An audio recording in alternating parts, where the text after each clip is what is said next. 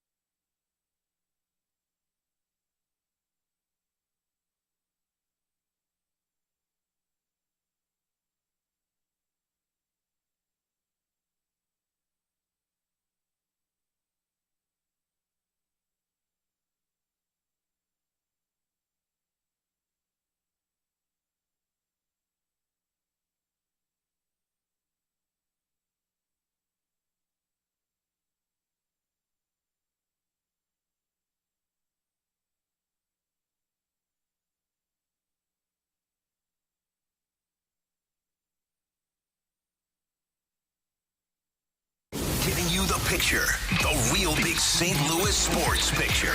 It's BK and Ferrario on 101 ESPN.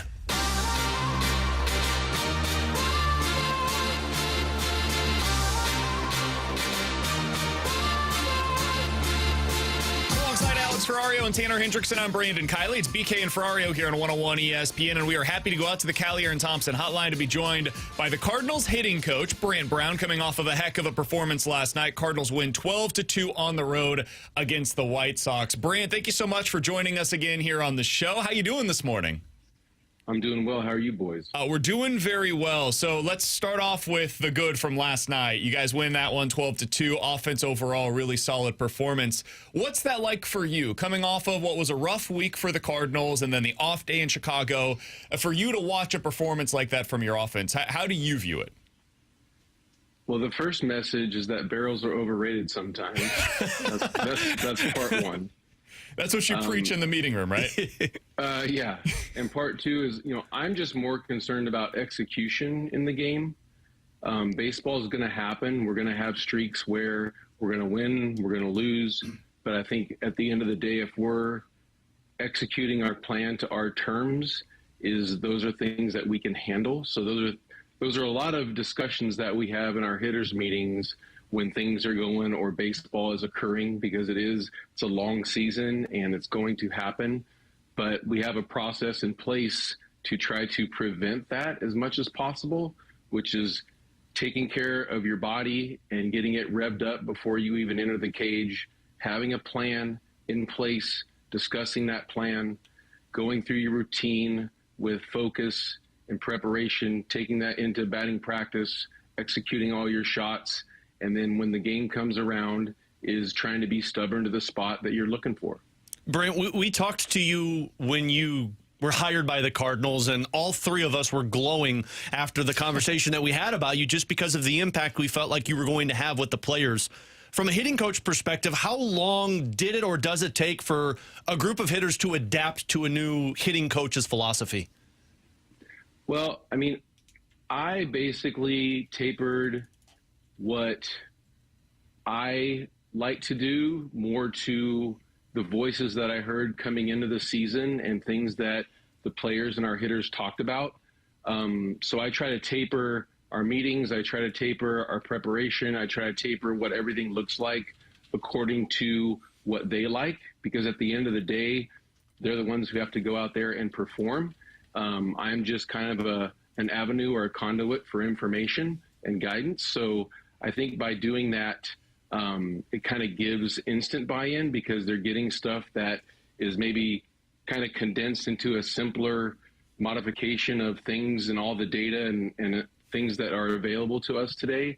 So I believe, at least I think, you can ask them, but I think that just by doing that and giving them stuff that they asked for is just a much easier way to provide information and have them be able to accept it. So Burleson's an interesting case in that regard, right? Because if you look at the way that he wins, it's going to be very different than a super patient profile, a guy that gets on base at a really high clip because of the walks. He's a free swinger, and he's a guy that's going to put the ball in play with regularity. He's called that his superpower, right? When you think about the way that you've been able to get this out of him, this is a good version of Alec Burleson.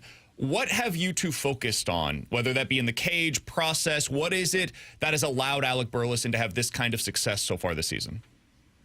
So we tried to have the discussion, and it's going very well, is that opposing teams are going to game plan on aggression, slug, and chase. And good pitches to hit are earned. So by him being a little bit more receptive of staying a little more focused and kind of shrinking what he's looking for and where he's looking for it, has been able to earn him more pitches to hit. And that putting the ball in play is great, but let's save that superpower until 2 strikes, not pre-2K. So he's adapted to that. He's doing much better with navigating that bat, being a professional hitter, and it's earning him good pitches to hit. Brant, when you have hitters that profile like Alec Burleson, like Brendan Donovan, who just seem to always make contact and know how to work a pitcher, what does that do for the rest of the guys in the batting order? What does that do for the rest of the hitters on the team? Well, one, I would hope it makes it socially acceptable for everyone to do that. Part two is, that's kind of what I like our offense when it's really going good, is that we see a ton of pitches. We grind pitchers out. By the fourth inning, they have a lot of pitches already that they have thrown, but then it also allows for other guys to hunt mistakes, because guy gets on, then you got 9 pitches, and then another guy gets on. And by doing that, pitcher's bound to make more mistakes for guys to leave on the middle of the plate for us to drive in runs. Brant Brown, Cardinals hitting coach, is joining us here on BK and Ferrario. Brant, I wanted to ask you, Burleson is an example of this, but you can also talk about so many of the other young players in the Cardinals lineup, about the adjustments that these guys have to make as the league starts to see them. Because you get the book on what a player is. You mentioned it with Burleson. Other guys have something else on them. How long does that typically take in your estimation? As you've been around this game, how long does it take for the league to have the book on a player where they adjust, and then it's on that player to adjust back to what the pitchers are doing to them? Yeah, early on, obviously, they're going to go on maybe minor league information, and then when they get to the major leagues, they're just going to try to, piece it together. But I would say 3/4 of a season, you can probably have a pretty good profile if they play every day. We provide them with the same information because we have what we call a hitter's analysis, which we print out every month, which just kind of shows our hitters, okay, what are they doing well? What do they hit well? What do they slug? What do they chase? How is their aggression in counts? Because that's what the opponents are going to do. And by the end of the day is we know that 80% of hits come from inside the strike zone. We know that slug goes up 200 points inside the strike zone. So we would like to be able to swing at pitches that we want to hit inside the strike zone. And if you chase and you swing outside the strike zone and you're aggressive, they don't really have to throw you strikes. So we're trying to taper and mold our young hitters because, they have strength, they have speed, but we're just trying to teach them experience, is that at the end of the day, or when push comes to shove, they're gonna pitch you to the data and your aggression and where you don't like things. And if we can't get them to where we want them, is what are we going to do about it? Brant, you mentioned young hitters and adapting, and one of the roles that some of these guys have to adapt to is being guys that come off of the bench or guys that don't see the field on a daily basis. From a hitting coach's perspective, what's the difficulty for some of these guys like a Burleson or a Walker or a Gorman to have to find different ways to adapt when you're not playing every day?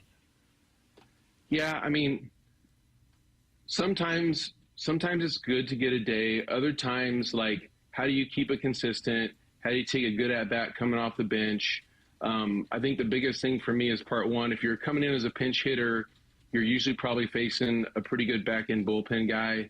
So just try to do less because you're coming in off the bench. This guy's a back-end bullpen guy. He's in the back end for a reason, but you're coming off the bench for a reason. So treat it like it's your first at-bat against a reliever. It's 0-0. And be ready to go at home. We have the trajectory machine, which we can profile different pitchers. I like for our guys that don't play every day or they come off the bench is to take some at-bats off of relievers that they might face or a starter that they might face in the next day. But just try to stay active with the competitive nature in what we have to deal with on a daily basis and not just hit for comfort. Don't go in there every other inning and, all of a sudden you have a new feel. That is so false, it's a trap. So just, trying to keep a stable mindset, trying to understand your role for that night, because a lot of guys okay, you may not be starting, but you're going to play. So be prepared to play.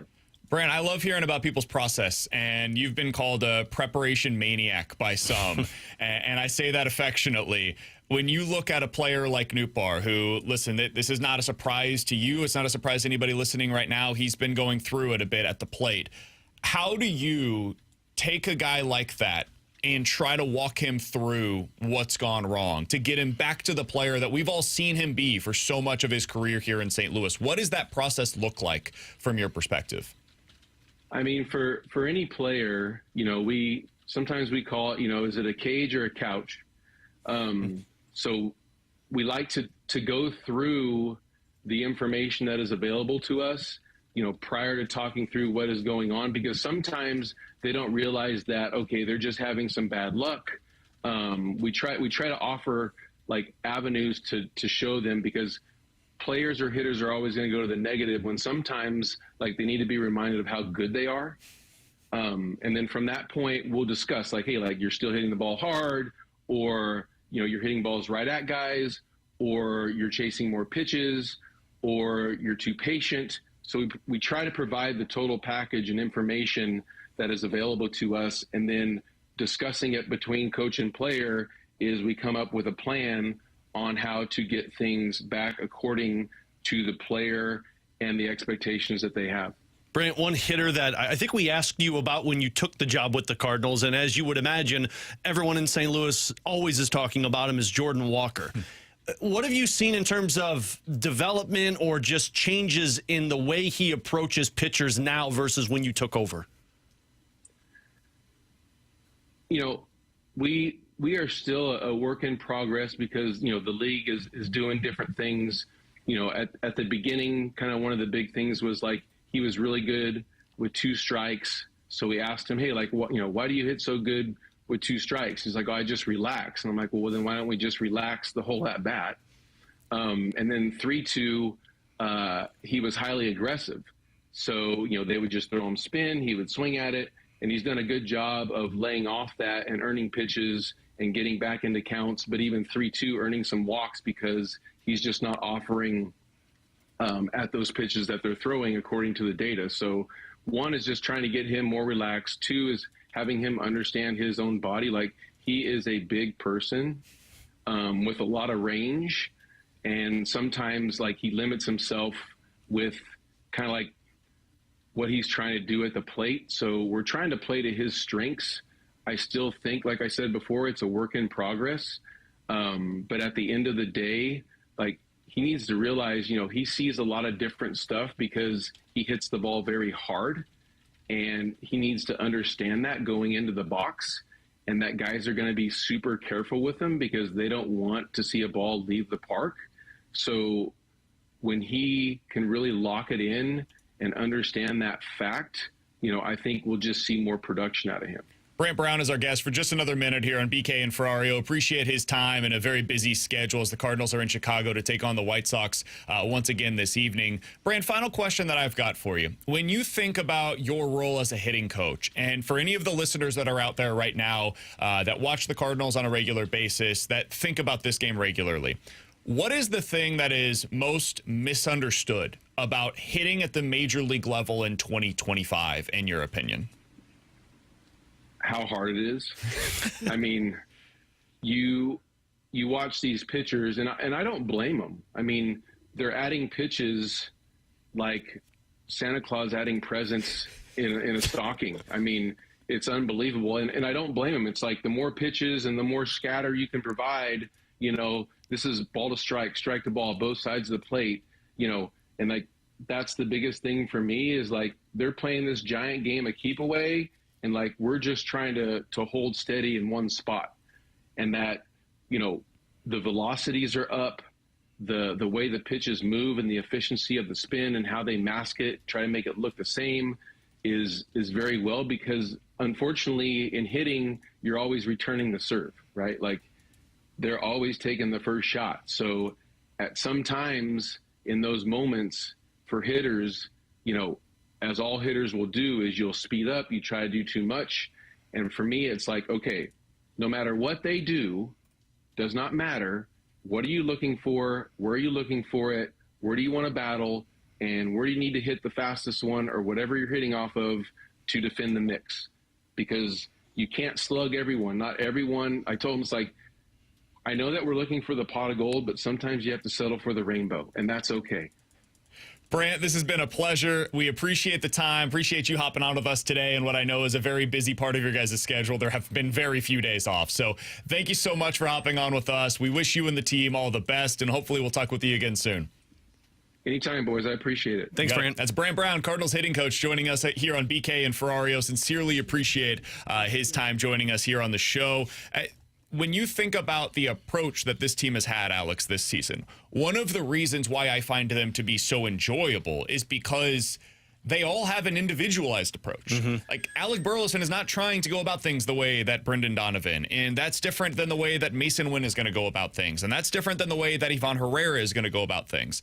There have been times in the past, and this has not been the case this year, or I haven't always felt that way. You almost feel as though there's a one game plan for all nine. fits all that fits to everybody, and that's been different this year, and it is really refreshing to watch that approach at the plate, and I think you can feel it on a night in, night out basis. Even when they're not producing the way that I know every Cardinals fans would want them to, you can feel that there is a different approach, and that's been refreshing to watch. It has, and that's obviously what makes the pitcher's job hard, right? Like when you're a 1 through 9 cookie cutter to where every single guy has the same approach.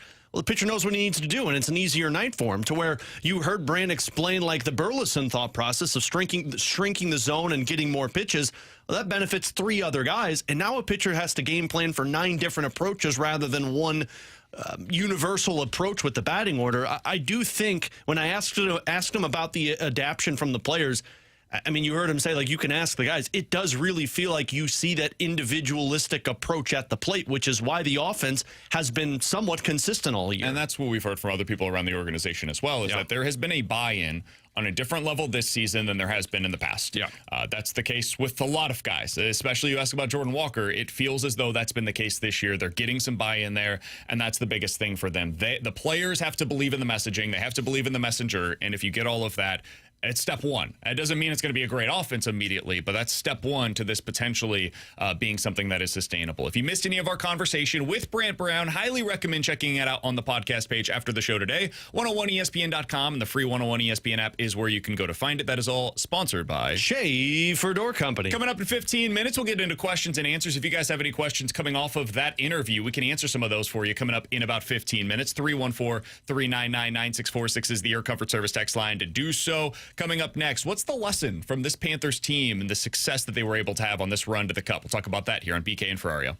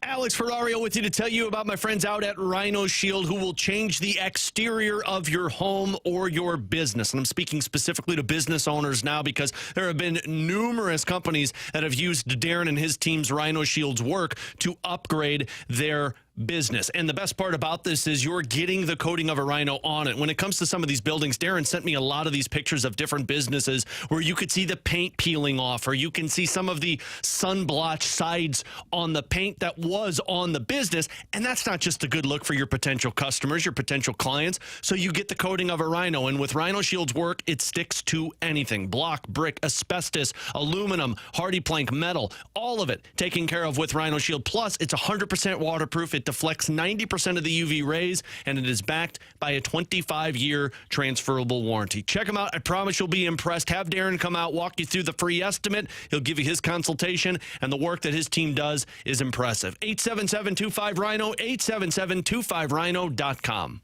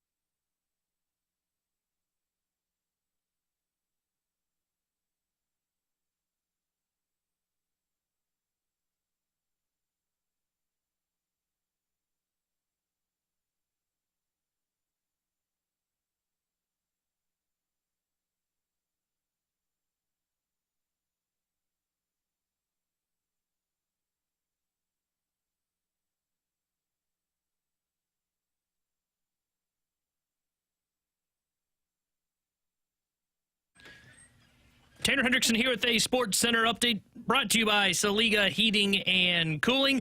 Cardinals blew out the White Sox last night as they took Game 1 of the 3-game set, and they'll be back in action tonight, Game 2. Sonny Gray will be on the mound for St. Louis. 6:40 will be first pitch tonight. And if you just missed our conversation with the St. Louis Cardinals hitting coach Brant Brown, be sure to check it out on the podcast page later today or watch the interview on our YouTube page, 101 ESPN STL. The Sports Center update is brought to you by Saliga Heating and Cooling, a Daikin heating and air conditioning dealer.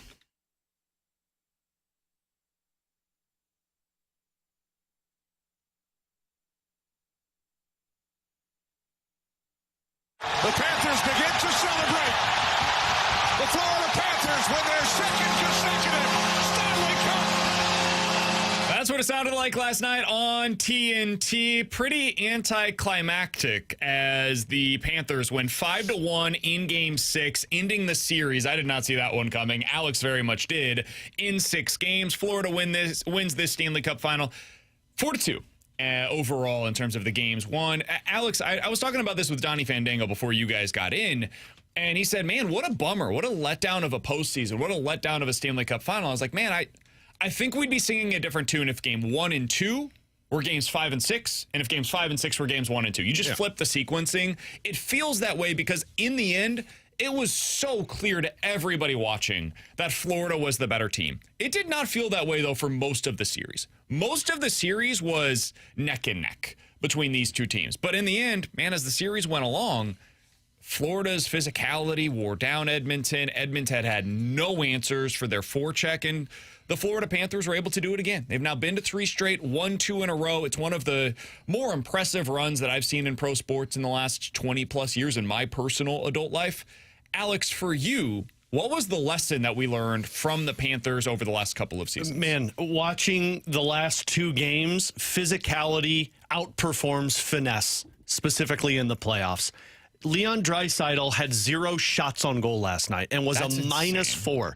McDavid and Draisaitl were a -8 combined with 2 shots on goal. And I know Florida's a really good defensive team, but I don't know if you guys were watching all of it, but like McDavid and Draisaitl, they felt like ghosts out there. Like anytime there was something in the middle of the corner, they just kind of glided by. And the more I'm watching it, and then I see the way that Florida scores their first 3 goals, man, they're out muscling every single person to any loose puck. And finesse and speed is how the Edmonton Oilers run their play, right? When you've got McDavid and Draisaitl, you can play physical, but finesse is what gets you there. Florida's just top to bottom, every single line, every single shift is going to pound you into the glass. Olczyk said it last night after the Panthers won the Cup. He said, no matter the center that steps over the boards or the lines that step over the boards, that team will punish you. And that's what wins.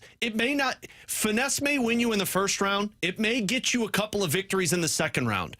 But make no mistake, when you get to the later rounds of the Stanley Cup playoffs and you need to win, finesse goes away. And the physicality is how you win those games, winning those board battles and winning the net front presence. And that's what Florida did in Games 5 and Game 6. Agreed. I would also add that Edmonton was pretty physical for the most part in the Western Conference Final, and they met their match.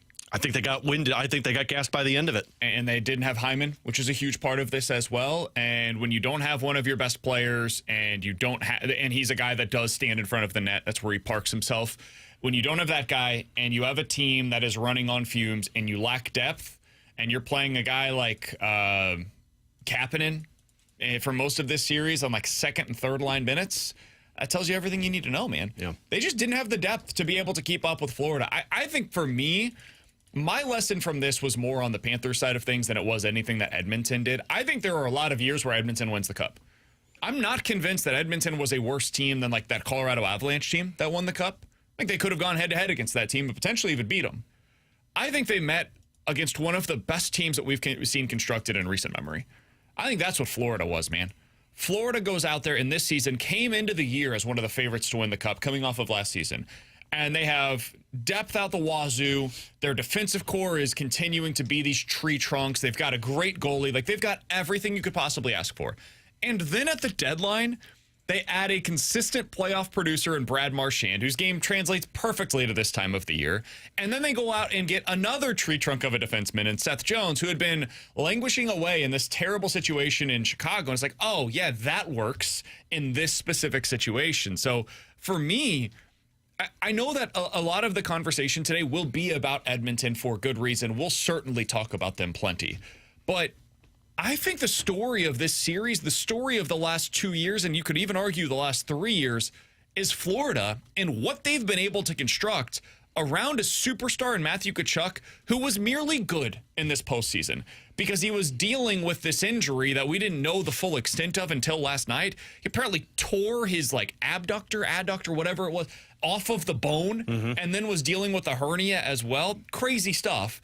And that team goes on to win the cup. Credit to them. Kudos to their GM. He put together one of the best teams that I've seen constructed in recent memory. Well, and that's where the other umbrella branches out with this one. Like, this also comes down to evaluation. People were done with Seth Jones. He was a terrible contract, and Seth Jones gets acquired by Florida, and he's one of their best defensemen in the playoffs. Gustav Forsling was claimed off of waivers. You know, like, their team finds the way to identify the right guys that play the right style. And the other factor into this is goaltending. I mean, definitely. Bobrovsky was significantly better. Stuart Skinner was terrible last night. And your goaltender left you out to dry. Like, at some point, it gets overwhelming. We've seen this with the Blues in the past. When your goalie's not making the one critical save that they need, which was the third goal last night at the end of the second period, your team is basically good as dead in this one. So Florida is a very well-constructed team. I'm not taking anything away from them. I just think Edmonton has a lot of shortcomings that reared their ugly head in this series and are just going to get worse with their roster. Agreed. I think if I was to have a retort to that, Alex, I think most teams have some kind of a weakness, and I think they ran into the one team that didn't. I don't think that you typically see teams that are constructed in a way where there's almost no way to poke a hole in it. Yeah. And I think that's what Florida is. Like, what's the weakness on this team? I don't think this will be the case next year. This is about to change because the contracts are about to get bigger. You're potentially going to lose, whether it's Ekblad or Sam Bennett. Certainly, I would assume Brad Marchand.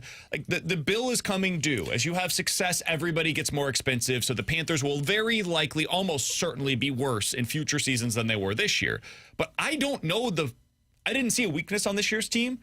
And they were the only team that I could say that about really all year long. Yeah, well, and these types of teams, like, you can't poke holes in them. Like, I said the same thing about the LA Kings when they were winning all their cups. I said the same thing about the Blackhawks.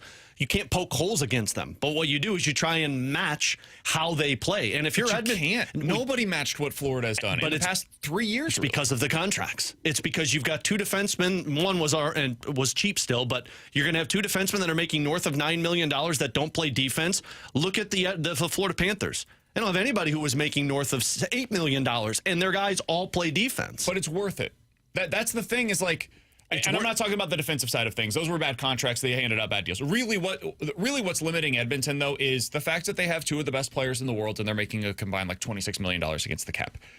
There's no way for me to get around this. That limits your ability to develop that depth. Yeah. Right? Like, you can't go out and get what the Blues are looking for this offseason, which is like a $5 to $6 million middle six forward. They can't go do that.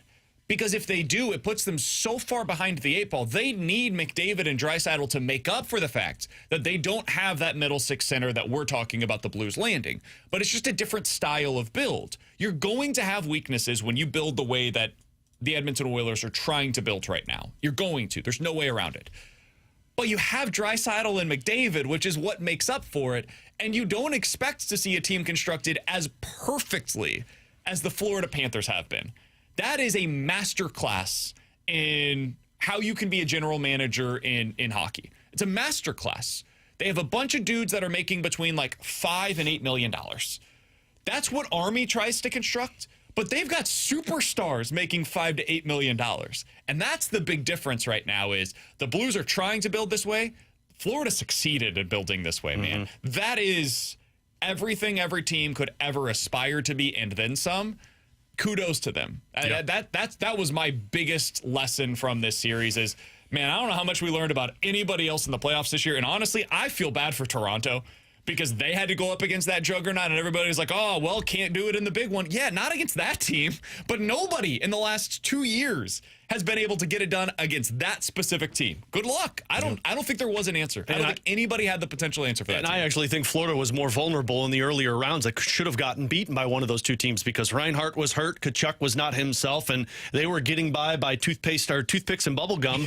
And then as the season went on, you got a little bit healthier, or the postseason got a little bit healthier, but then you just get the adrenaline rush that takes over. But I mean, you're right. They've put on the master class. Bill Zito has. What's going to be really now interesting is how do you go from here? Because I know he said last night on the ice, like, oh yeah, we could get all these guys signed. Sure, if they're all willing to come back at $6.5 million.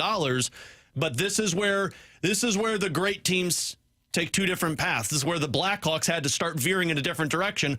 Their top 5 guys got paid, and then everyone else wanted money, and you lost your depth. You might lose that here. The value for them, they've got their superstars under contract. Absolutely. Reinhart's under contract for $8.6 million. My God, what a deal. Matthew Tkachuk is under contract for $9.5 million. Again, my God, what a deal. Barkov, $10 million. What a freaking deal. And Verhaeghe at $7 million. That's more than comfortable. And Anton Lundell, $5 million. Dude, we're talking about Suter getting $5 million this offseason. Yeah. He's not Anton Lundell, and Lundell's 23 years old. Can I ask you this real quick? Crazy. And I know we don't have a lot of time. Maybe we can answer it on the other side for questions and answers. Does a team winning as many cups as the Florida Panthers are/may, does that put into the idea of other players' minds of like, you know what, maybe it is worth taking less money if you're on the right team? So hard to do because you have to see the future. Mm-hmm. Because like Tkachuk took that money from Florida before they won. Yeah. So now maybe it's easier. Like if you're Sam Bennett, yeah, I think it's easier to take that money from Reinhart. Florida. That's why you signed it this past offseason. Sure, yeah, because you saw, okay, this is what we could be building and this is what we're already a part of. If you're another player and you're talking about like signing with the Blues, for example, right? The Blues are never going to offer that player $10 million, but maybe they'd be willing to offer $8 million, and that player looks at it and they're like, I could win there. That's a great thing to sell, but it's a little easier to do if you're Florida. Yeah. If you're Edmonton, if you're these teams that are already doing the winning. So theoretically speaking, sure. But if I'm a player, why am I taking less when I'm not already in that situation? You got to prove it to me first. It is wild that 2 years ago, their top 4 defensemen were Mackenzie Weegar, Brandon Montour, Gustav Forsling, and Radko Gudas. And in 4 years, only one of those guys is the top 4 defenseman. They get Seth Jones, Nico Mikkola, and Aaron Ekblad, who is still there. So like 2 of their top 4 are still there, and then they go out there and find 2 younger top 4 defensemen that are taking over for cheap. That's a masterclass. There's no doubt about it. He had done an unbelievable job in constructing that roster. There's no holes that I can poke. And it all started. It's great from top to bottom. It all started with acquiring Matthew Tkachuk. Yep. That's really the lesson. Unfortunately, there's no like replicating that. It's hey, can you go find one of those? Yeah, a superstar that battles through injury, that plays the exact style that wins in the postseason, completely changes the culture of the locker room, helps to become the face of the franchise, takes all of that on, is more than happy to do all of the media stuff to continue to put not only your team but the NHL on the face of ESPN. Like he'll be doing some stuff probably today or tomorrow, I would assume, with Pat McAfee's show. That's the kind of stuff that he's more than happy to do. Like everything you could ask for, Tkachuk is that. He's that personified. They went and traded for that. Can you find another dude that brings all of that to the table? Because if so, yeah, trade whatever it is that you can go out there and acquire. Yeah. Coming up next, questions and answers here on 101 ESPN.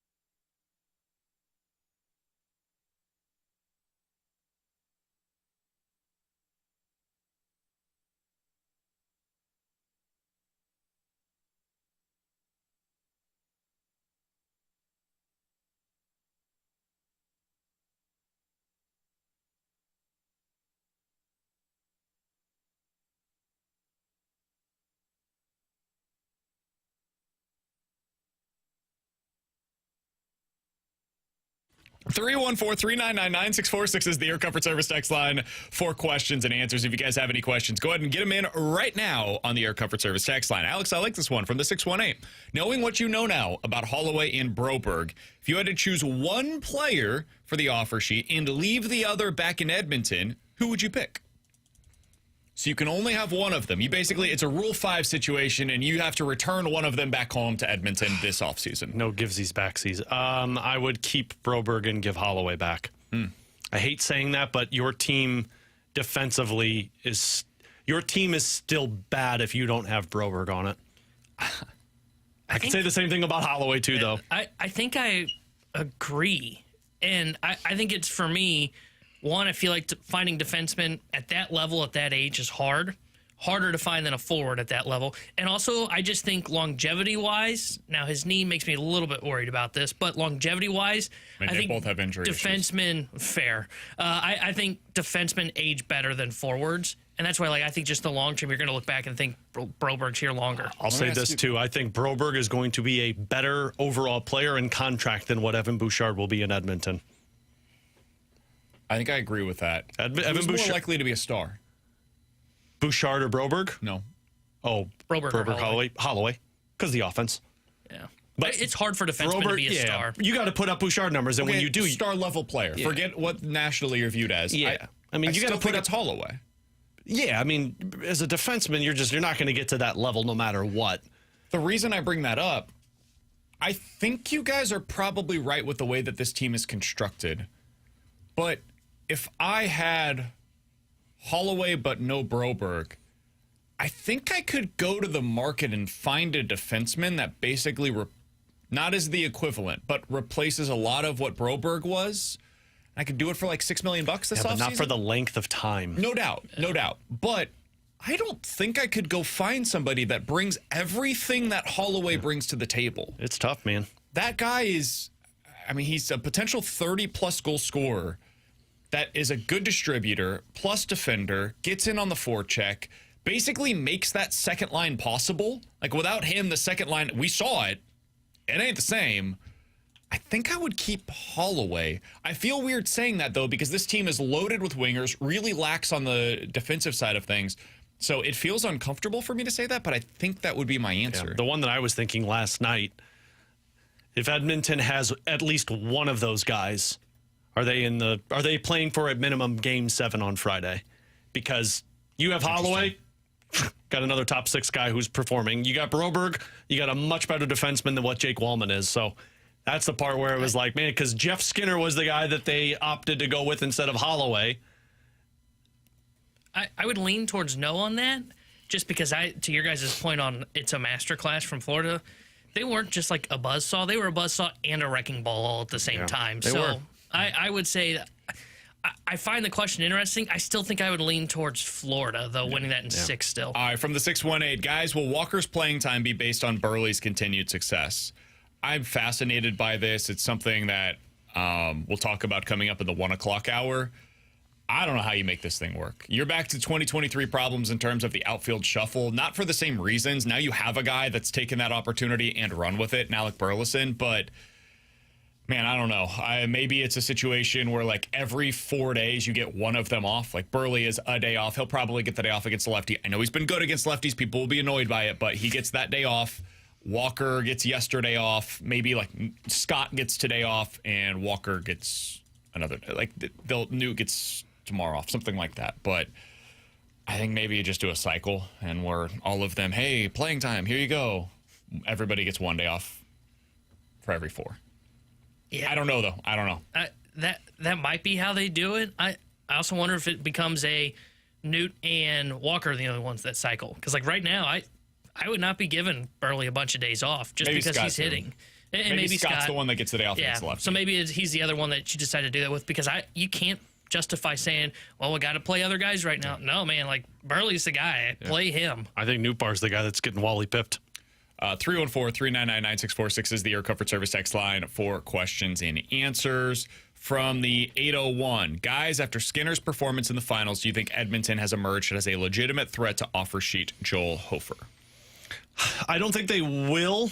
I mean, they're going to be at least a talk of it, but I mean, should. Here's the thing, though. I don't know if Joel Hofer's a playoff performer. And if you're them, you can't afford to go give a guy $4+ million. What's your alternative? Skinner again? Is that... I mean, I know what that looks like. Oh, I know exactly what it looks like, but am I going to go with the guy? I don't think I would, not for that money. And the picks that you're giving up for it.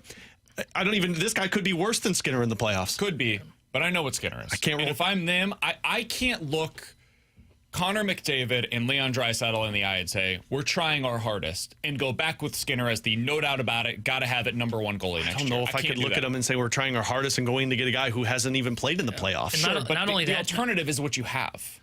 Yeah. Like, you already have Skinner, and he's not going anywhere. But I've got to the Stanley Cup final twice with that guy. But he's not going anywhere. In my scenario, I still have Skinner. And so my duo is now Skinner and Hofer. That is a better...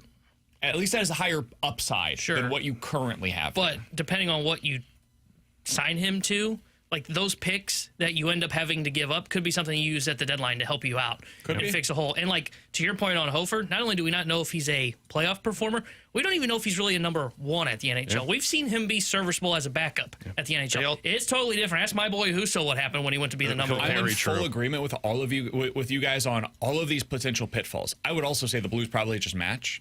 It's like, I don't think it's really even a conversation. I don't think that. Yeah, I don't think they'll match if it goes north of $4 million. I don't think they can / want to. Maybe not. It's also worth noting they don't have a second round pick, so all of this conversation is mostly moot. Edmonton can't do it. They'd probably just have to make a trade. They'd probably have to trade you for Hofer instead of doing like the true offer sheet. They could say, hey, have him for Draisaitl. Get him for McDavid. You're not re-signing him anyway. I do think Hofer is a really interesting conversation this offseason. I think the Blues probably get it done, but I think there's some conversation to be had. I think there's a legit shot he could get an offer sheet, because I don't know if you guys have seen the goalie market. It's terrible. It is bone dry. And that's why I think Jake Allen's like the second best option. And that's why I'm saying if I'm Edmonton, I don't know that I have an alternative. But, they have to get their pick back, and I don't know how they do that. Coming up in 15 minutes, we're going to talk to Chris Kerber, the voice of the Blues. We'll ask him this conversation on what would he do if he was in Edmonton shoes. How do you handle this goalie situation, which is clearly not good enough right now? But next, last night was a huge step in the right direction for Matthew Liberatore. I'm not trying to overstate things. He went up against the White Sox. He did exactly what he was supposed to. It's more than just that, though, and we'll talk about it next year on 101 ESPN.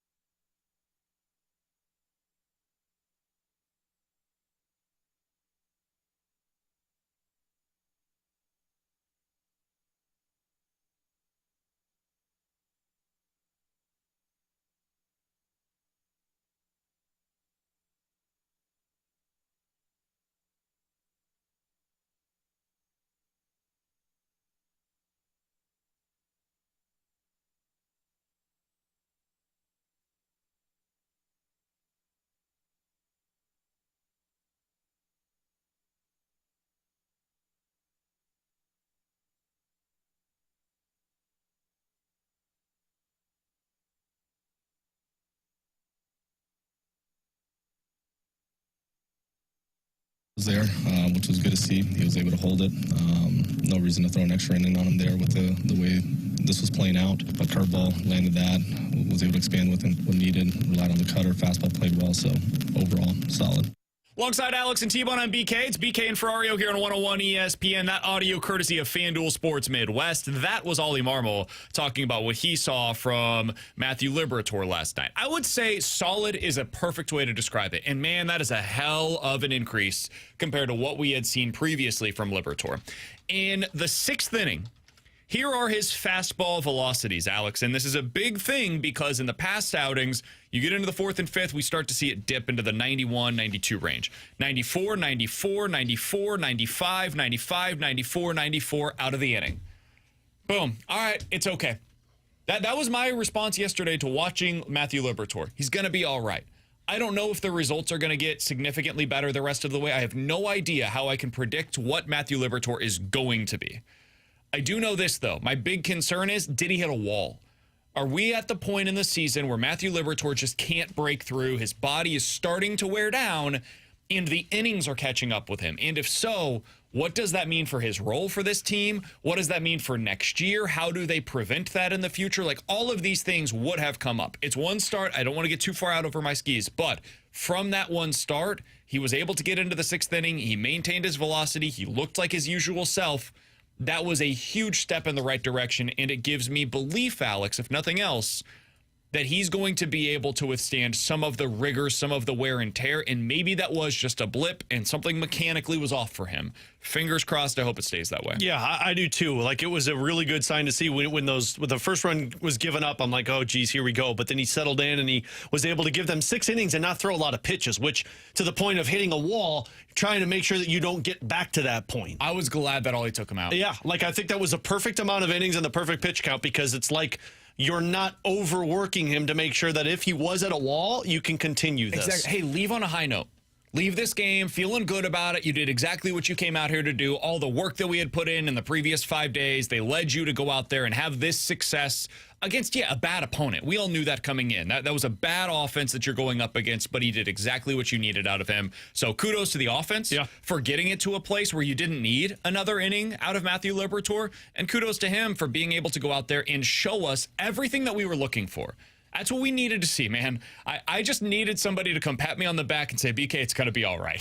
Because I wasn't sure going into the game. Though. I wasn't sure if that was going to be the case going into the game. He was my pacifier last night, Alex. Got the binky in the mouth, and I was good to go. It's always good to hear. Well, here's the other one that we brought up in the office, which we'll bring to the listeners. How much of this is also the catcher that was behind the plate? Because it makes you wonder, right? I don't think that, like, for Liberatore, his issue was velocity, and maybe there's something here. I don't think that the catcher behind the plate has much to do with your velo. The previous 3 starts, Pozo. Now you go back to the Diamondbacks, where he pitched really well, 7 innings and gave up 1 earned run. That was Pozo also. But, I mean, it's no coincidence that you're seeing the best with Pedro Pages behind the plate. And at least you have to start asking yourself the questions now when you see guys perform with Pages versus the others. It's a fair question. It's something that I've asked about Palante.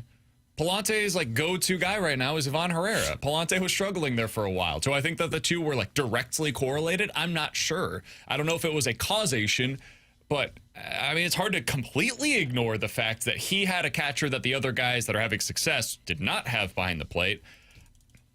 It's something that I will have my eye on. Yeah. The next time that Liberatore goes through the rotation, if they have Pozo back out there and something weird happens in the 5th or 6th inning, I will at least wonder, like, is this something where you need to have Pages take even more of a handle of this pitching staff? Me personally, I would just make sure. I'm not there yet, but I would just make sure that the 2 guys that always have Pages are Palante and Liberatore. And I guess Sonny Gray, because, Sonny's your ace. Give him the best that you can. But, like, those are the 2 guys that you need the most answers for at the end of this season. And I don't know if I want to try and judge them off of, and again, I understand velocity with Liberatore, but I have to imagine there's something in that in terms of the preparation and just the ability behind the plate and how good they are at what they call. I need Palante and Liberatore to have 0 X factors to bring up when I'm making the argument at the end of the season if they're a part of this futures rotation or not. Yeah, I think it's overstated when we hear about Palante throwing to Ivan Herrera. I think it's just Palante's stuff's not as good. I like that. That's just my answer to that question. Same with like the Liberatore thing from last night. I just think maybe it was mechanics and his velo's back. Now, it'll be interesting to see, like, is it, I don't know who he's scheduled to go up against next. I'm assuming it's like the Cubs would be my guess.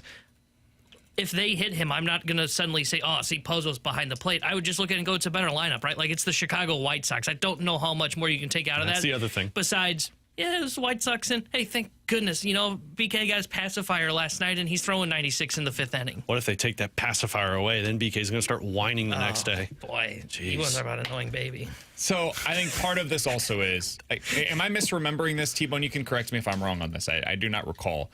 I don't think he had like a really long inning last night in terms of his pitch count. I can't imagine with 86 pitches. Yeah, right? I don't think so. Maybe the first was up there, but I don't think it was anything significant. The first inning for him, because he did allow a couple of hits in that one, 2, 8, 13, 20, or 17, 20 pitches. So not too bad. It's up there, but not too bad.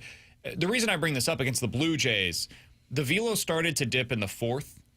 In the 3rd inning, he had thrown 30 pitches. That is a true high-stress inning he allows in that inning. Reached on a single via an error, unfortunately, and then single, ground out, single, sac fly, single, boom, strikeout, get out of the inning. And then you come back out, and you've got this decrease in velo. So it's possible it's these strenuous innings that really start to get to him. And that is where it could be something related to the catcher T-Bone, is if he's allowing some of these hits because of the sequencing, and that is a catcher thing, and then he comes back out the next inning, he's dog tired, that is not directly because of the catcher necessarily. Like, you're not seeing a dip in velo because there's a different catcher that he's throwing, so he sees his face, he's like, oh, bleep, I need to throw slower.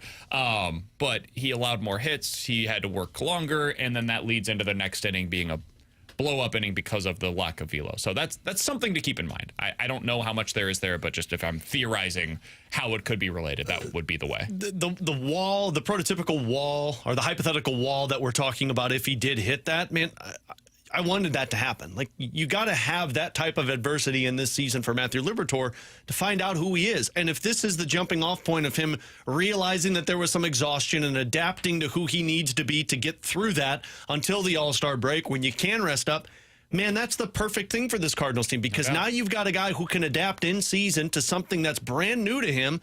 That's something that you can build off of in this runway season. That's why I want to see a lot of these young guys go through it. Right? Like, Mason Wynn was going through it there for a little while. We've seen Victor Scott go through it offensively. We saw at the beginning of the year Alec Burleson go through it. Let's see what the adjustments look like, because that's ultimately where you learn about young players. We didn't learn a whole lot about, like, last year, Ivan Herrera offensively. Didn't learn a lot about him. He was just great every time that we saw him. This year, for early on, didn't learn a whole lot about it. Maybe that's just who he is, but I want to find out when Major League Baseball gets the book on you, how do you respond? What does it look like? What are your adjustments? Gorman didn't have them. Carlson couldn't get to them. We've seen this in the past. Tyler O'Neill, one great season, then didn't have the adjustments. What does it look like for you when the league adjusts to you and you now have to make the adjustment to them? We're seeing that now with Libby.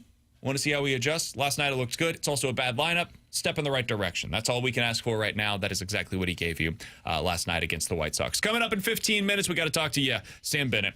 Unbelievable. Just absolutely unbelievable what he was able to do. He got the Conn Smythe Trophy. What does that mean for his offseason? And I've got a similarity score that I want to pass along to Alex Ferrario. Would you be willing to take this version of Sam Bennett this offseason? We'll talk about that in 15 minutes. Chris Kerber, the voice of the Blues, joins us next year on 101 ESPN.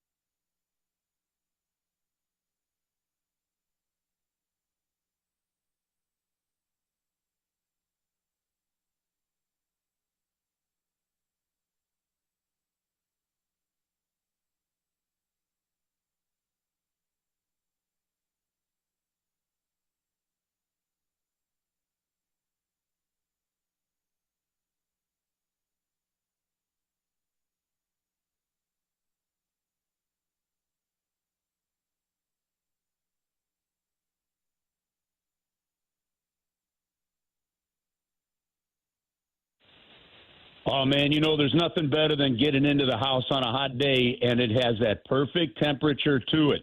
Whatever that temperature is for you, make sure it's right by making sure that Classic Air Care has been out to your house to maintain that air conditioner. If you haven't had service done, get it done. Do it before the heat really arrives here in St. Louis. Now, look, if for some reason you don't, and your air conditioner breaks down, don't worry about it. They've got a 24/7 hotline. They've got appointments available, some even on the same day.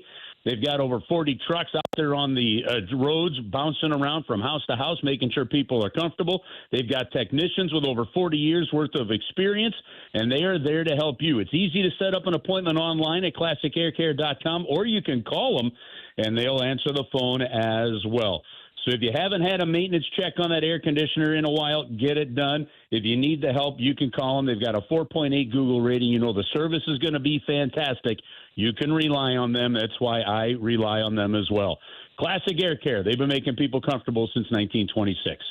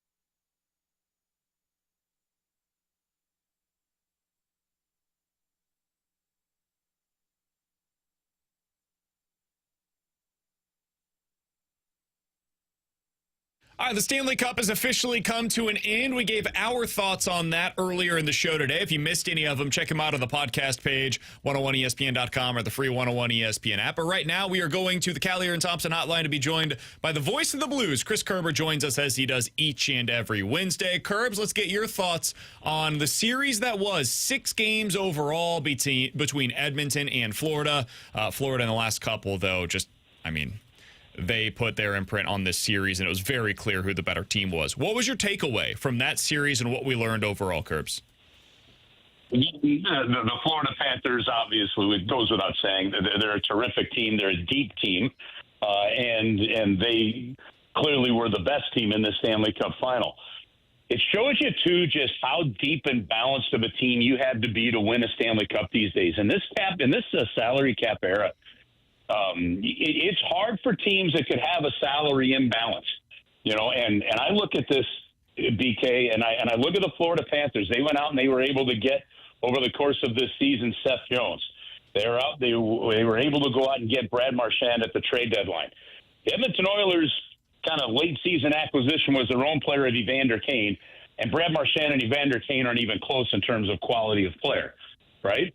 And you look back at some of the salary cap issues and the difficult spot that the Edmonton Oilers are in, and they may not have had the ability to make some additional, player acquisitions like the Florida Panthers were.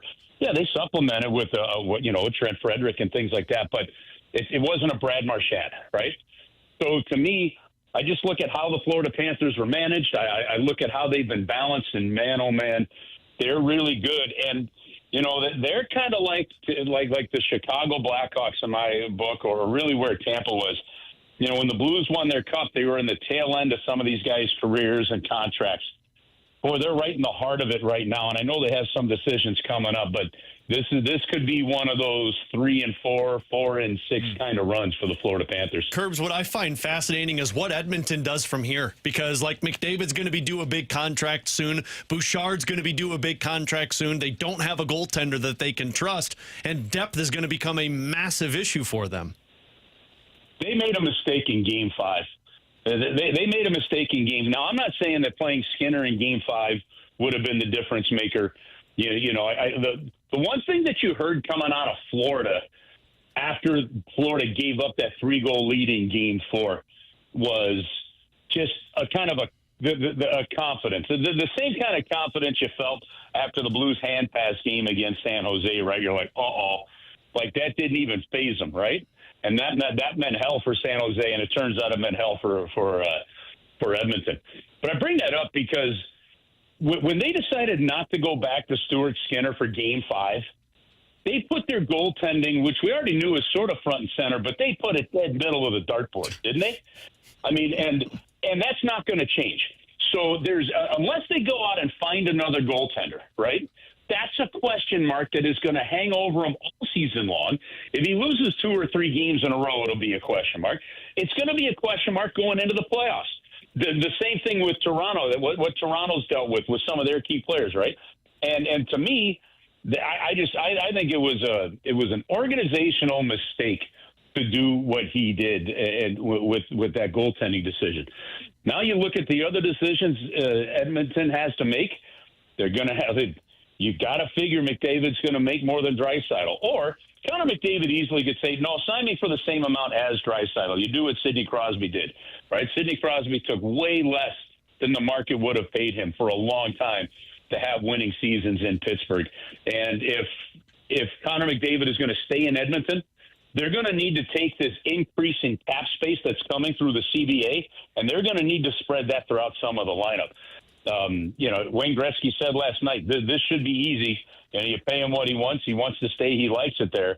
But I'm not convinced that they're going to have the ability to get it deep enough. Now, they got a general manager that knows how to win. He's already proven that. But, man, oh, man, even if the cap goes up, guys, and you get 2 guys in that 12, 13 million, 14 million range, whew, I don't know how you build the rest of your team. So I think that what we saw this year is the way that you built it, right? Like, I will give Edmonton a lot of credit. Now, they came at the cost of Holloway and Broberg, and that was maybe a little bit of a mistake. But they found a way, right, Curbs? Like, they got to the Stanley Cup final. They pushed it to 6 games. I mean, that was a really good team. It was well-constructed. Last year, they were on the cusp of winning it in Game 7 in the Stanley Cup final. So I'm with you. You lack depth, and you need Draisaitl and McDavid to be able to cover that up for you. But they found a way to do it. I do want to go back to your point on the goaltending, though. We were talking about this a little bit earlier today, and I wanted to get your thoughts on it.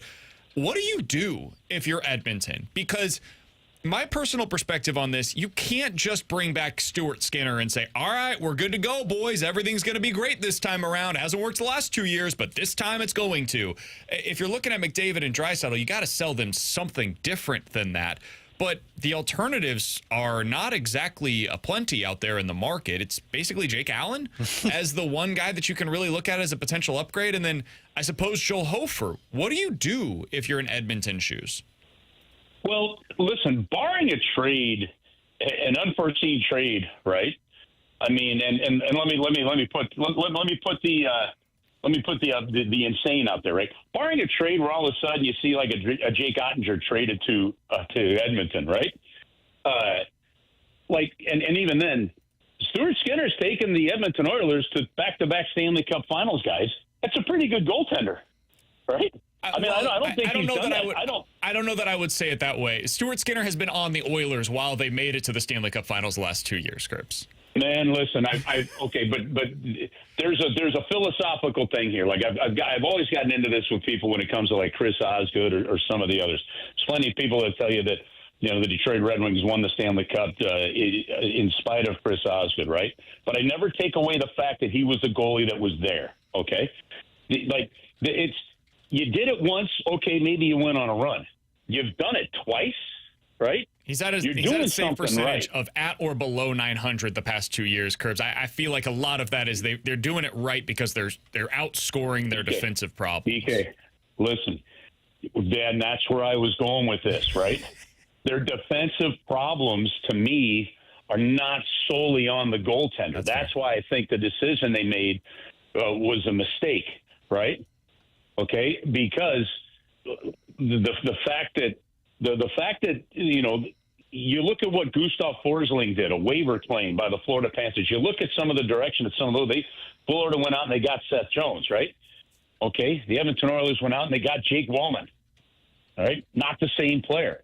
They just weren't good enough and deep enough, right? And in the end, And in the end, a lot of selfish play. Look, I think I loved what first off, I love the way Stuart Skinner met the media afterwards. I loved what he said in his post-game press conference there. And he talked about guys, what do guys have to give? Like I liked a lot about what he did. They just weren't good enough defensively in my book. And so I'm not so sure that you say, hey, everything's fixed in Edmonton if we get a goalie. I don't think that's right. I think somewhere they got to improve their bottom six. And then on top of that, they've got to fix some of their defensive issues. Yeah, well, the good thing that their top two defensemen are going to be making north of $20 million combined, and neither can play defense. And one of them is getting expected to be at least a $10 million salary this offseason. They have checks notes, $11 million to spend prior to that deal. Sorry, Connor, we don't have any money right now. No, I know, and that's what's going to make this Connor McDavid situation over the next 12 months fascinating, right? Because you can't trade him, right, Kerbs? If the Edmonton Oilers could trade Wayne Gretzky, yeah, you could trade him. Well, Touche. They shouldn't have done that. Well, two wrongs don't make a right. But they did. But here's listen. I'm just saying. You're not like. Here's what you can't do. You can't do what I don't think you could do what the St. Louis Blues did with Brett Hall. And I don't think you could do what the Toronto Maple Leafs did this year with Mitch Marner. Why not, depending on what happens with Marner. I disagree with this. Why would you say you can't do that? Because you have one of the biggest assets out there, and to know that they're going to walk, to keep that player for an extra 2 months, right? Or an extra few weeks, depending on where you think your season's going, to me, right? Yes, I get using your own player and considering that as a rental. I can understand, right? But there are some assets that are just bigger than that. Now, here's the deal. You're never going to get that player back in a trade, right? The Edmonton Oilers did not get anywhere close to fair value, right? Neither did the LA Kings when the Blues traded for Gretzky, right? Okay. But could it? Yeah. If you don't think he's going to get re-signed, but these guys are like this is where players now have to take responsibility in the process, right? And it doesn't matter what team. The St. Louis, you can put the St. Louis Blues in this mix here, okay? Players have to take responsibility in the competitive process. If your goal is to get every dime that you possibly can get out of a team, okay. But in a salary cap sport, that could really handcuff and hurt a team, right? So there has to be players taking less than quote-unquote market value, right, to be able to do it.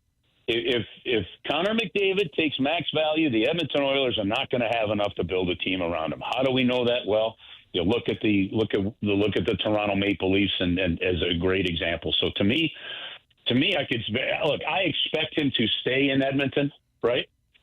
But I think he's going to ask a lot of questions going through. I've gotten to the point of sports guys, right? When we see Albert Pujols, leave for Anaheim, right? You see Shohei Ohtani leave for L.A.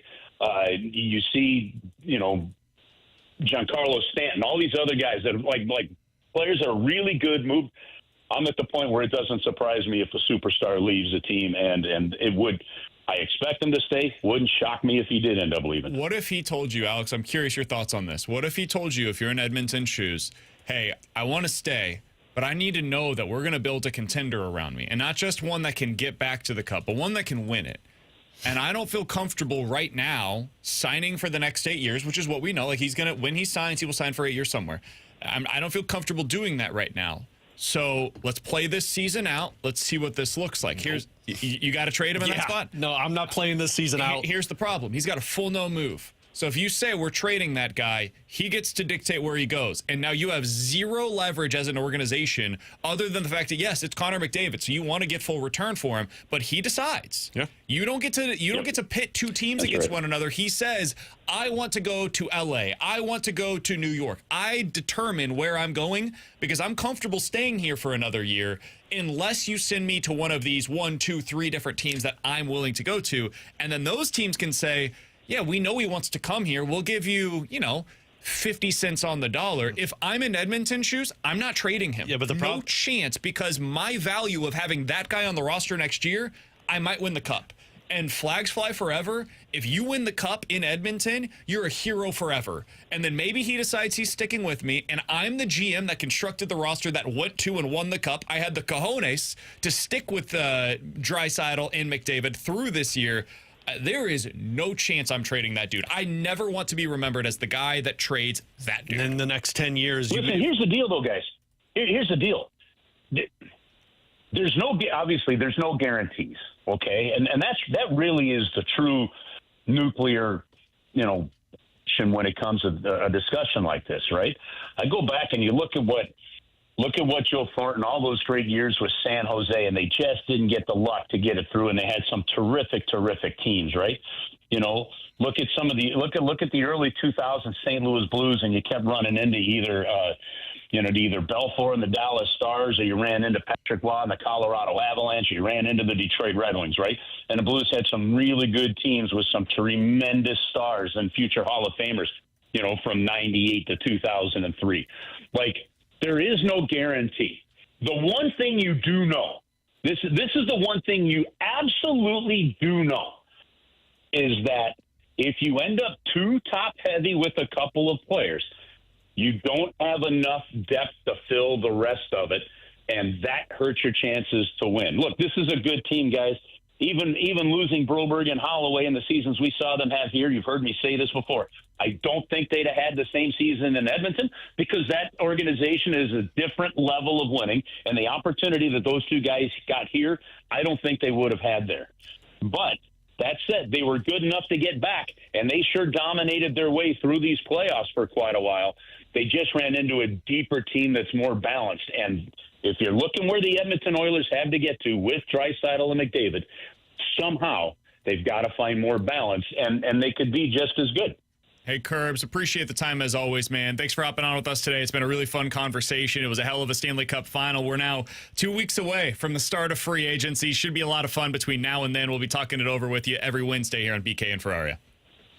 All right, fellas, have an awesome week. Talk to you next week. See you, Kerbs. Chris Kerber, voice of the Blues, joining us as he does each Wednesday here on BK and Ferrario. We'll give you more thoughts coming up at 1 o'clock on Connor McDavid. His future is going to be the biggest storyline early in the offseason. That's going to be, I would imagine, what a lot of the reporting is on, because he's got to make a decision. Do I want to resign here? That's the first thing. He gets to decide if he wants to resign with Edmonton. They'll certainly want him at some number, probably whatever number. And then from there, we'll see where the story takes shape. We'll talk about that coming up at 1 o'clock. But next, Alex, Hockey Reference has something called a similarity score. Looks at what you've done in your career and says, all right, this is the guy that's most similar to you thus far in your career. I want to talk to you about the number one similarity score for Sam Bennett. He's a guy that might be a good alternative for the Blues. We'll talk about that next here on 101 ESPN.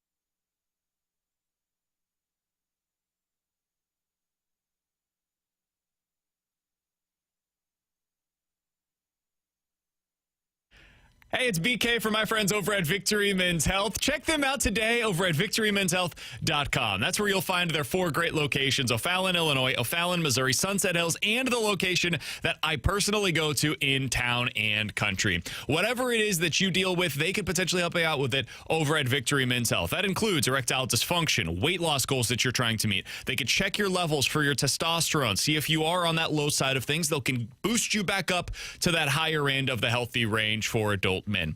They also have vitamin infusion services that they can offer you, supplement shop, red light therapy programs, and cardiovascular testing. For me, I went over there, got my micronutrient labs done over there as well. We're able to find out, all right, where was I at on everything? They can put together some kind of a plan to unlock your inner champion. That means different things for different people, and they'll help you out with yours over at Victory Men's Health. Book that first appointment today at victorymenshealth.com. That's where you can check them out. Again, 4 great locations in the St. Louis area. It's Victory Men's Health and victorymenshealth.com.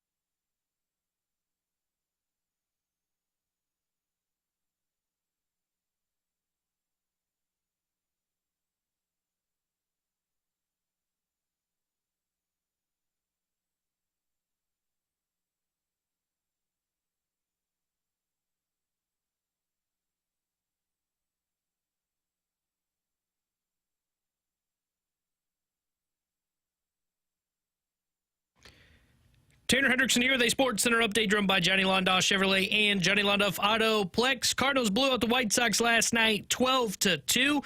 Game 2 of their 3-game set in Chicago is tonight. 6:40 will be first pitch. Sonny Gray will be on the mound for St. Louis. And if you missed it earlier in the show, we had the chance to catch up with the Cardinals hitting coach Brant Brown. You can check that out on the podcast page now or on our YouTube channel. You can watch that interview, youtube.com/101ESPN STL. This Sports Center update was driven by Johnny Londoff Chevrolet and Johnny Londoff Autoplex. See Milanoff.com. Chevy, together we drive. Are you kidding me?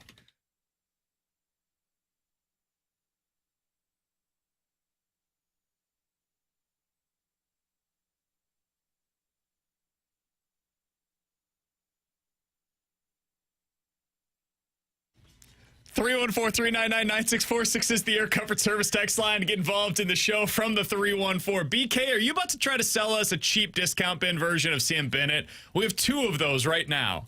Kinda. We do? It's more or less the thing that I'm about to do. So, Alex, I went over to Hockey Reference today, mostly because I was curious. Sam Bennett, what? Like, what? How did you just accomplish what you did? Just an unreal run. Ends it with the Conn Smythe Trophy. Was a more than deserving winner. And in the end, 15 goals, 22 points through 23 playoff games. For context, the other players in the last 30 years with at least 15 goals in a single postseason were Zach Hyman, who did this last year, strangely enough, Alex Ovechkin, Sid, and Joe Sakic back in 1996. Pretty good group of players to be combined with. So that's Sam Bennett, what he did this postseason. And I kept scrolling down, and they have something called similarity scores. Baseball Reference has the same thing. At this point in your career, who are the most similar players to what you are right now? For Sam Bennett, some of the names on this list, Alex: Tom Wilson, Frank Vetrano, Jonathan Drouin. Those are some examples of guys that are similar at this point in their careers. This is all based on the numbers, Hockey Reference, not like taking in the style of play or anything, but it includes like points, penalty minutes, all that different stuff, right? Do you guys know who his number 1 similarity score is? I hope it's better than Jonathan Drouin, because otherwise, woof. Yeah, me too. The first 2 were great. It's got to be Braden Shen. Lock in my answer, Shen. I'll just stay with him, Shen. Jean-Gabriel Pageau. Hey, JG Pageau. He's not going anywhere, by the way. The number 1 similarity score is JGP. I hear what you're saying, Alex, but there's a report from yesterday that might not be the case. I thought their GM came out and said none of our centers are available. I don't care what he says publicly. Okay. Yeah, you may be lying. No, the reason why is because he has every incentive to lie. his incentive is to make sure that nobody knows publicly that these guys are available, because if they know that they're available, now the price drops, right? The reporter for NHL.com wrote this on Twitter yesterday. I reported last week Boston was one of the teams that has inquired about JGP. The 7th overall pick is probably as far as they would go. We'll see what comes from this. So it sounds as though there are at least some teams that are sniffing around the JGP sweepstakes. Again, I don't know if he's going to be available. I'm not telling you that he is for sure or not. I'm just telling you what the reporting is from NHL.com, that apparently at least Boston is very interested in him. Now, that doesn't make a lot of sense to me, considering they have centers on their team right now, and maybe it means that Boston is potentially going to sell one of their centers, and then they buy here. That would be a weird move, but whatever.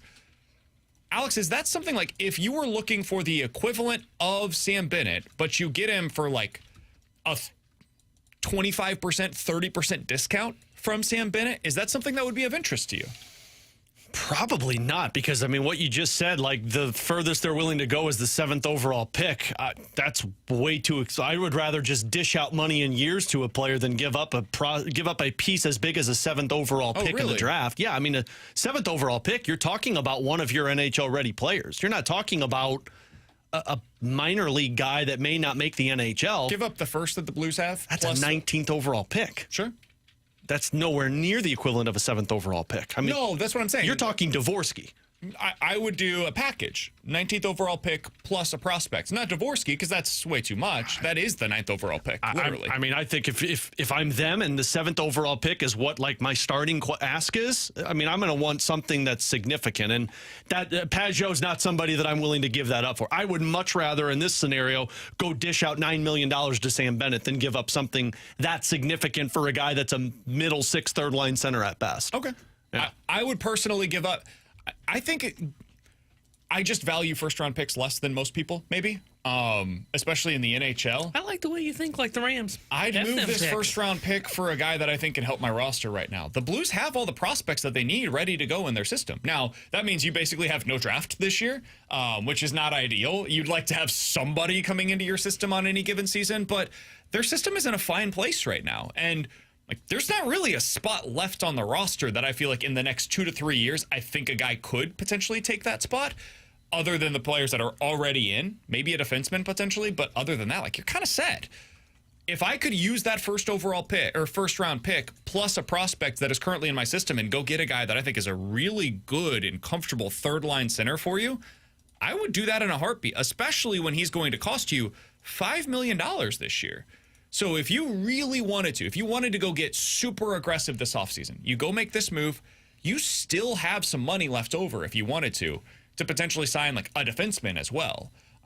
So I would personally be interested in this, but is it the cost or is it the player that's it's the cost. It's the cost. I mean, I'm totally in line with you. I'm giving up that first round pick and a prospect to go get a third line center. If that's what the reporting is, that the 7th round pick was where it was at. Well, we don't know. They were saying like that's been the reporting as to where they're potentially. Yeah, I can't imagine that's what would go for. But yeah, I would give up the 19th overall pick for a centerman. But I guess some of it is the player, though, like 33 years old, and what has he got? 1 more year left? Yeah, just next year. Yeah, just next year. So I think I will want a little bit more certainty, but that's where the price goes up a little bit more, what you're willing to give up. And that's just the unknown right now of what's available / what's out there. But yeah, absolutely. That 19th overall pick is up for grabs to get my third line center. I like the player, but because it is just the 1 year and it is a third line center, I have a tough time justifying trading the first round pick. Now, if you said giving up one of your top-end prospects, not Dvorsky or Snuggerud by any means. Stenberg, something like that. Something like that, and then maybe you throw in another pick in there. That I would justify, because I do really like the player. I just don't think he's worth giving up a first-round pick. I like the aggressive nature of just saying F them picks, get rid of them. I saw it win a championship in football. I just think if you're going to get a player like this, like a legitimate middle 6 center, this is the cost, man. Because they're not available.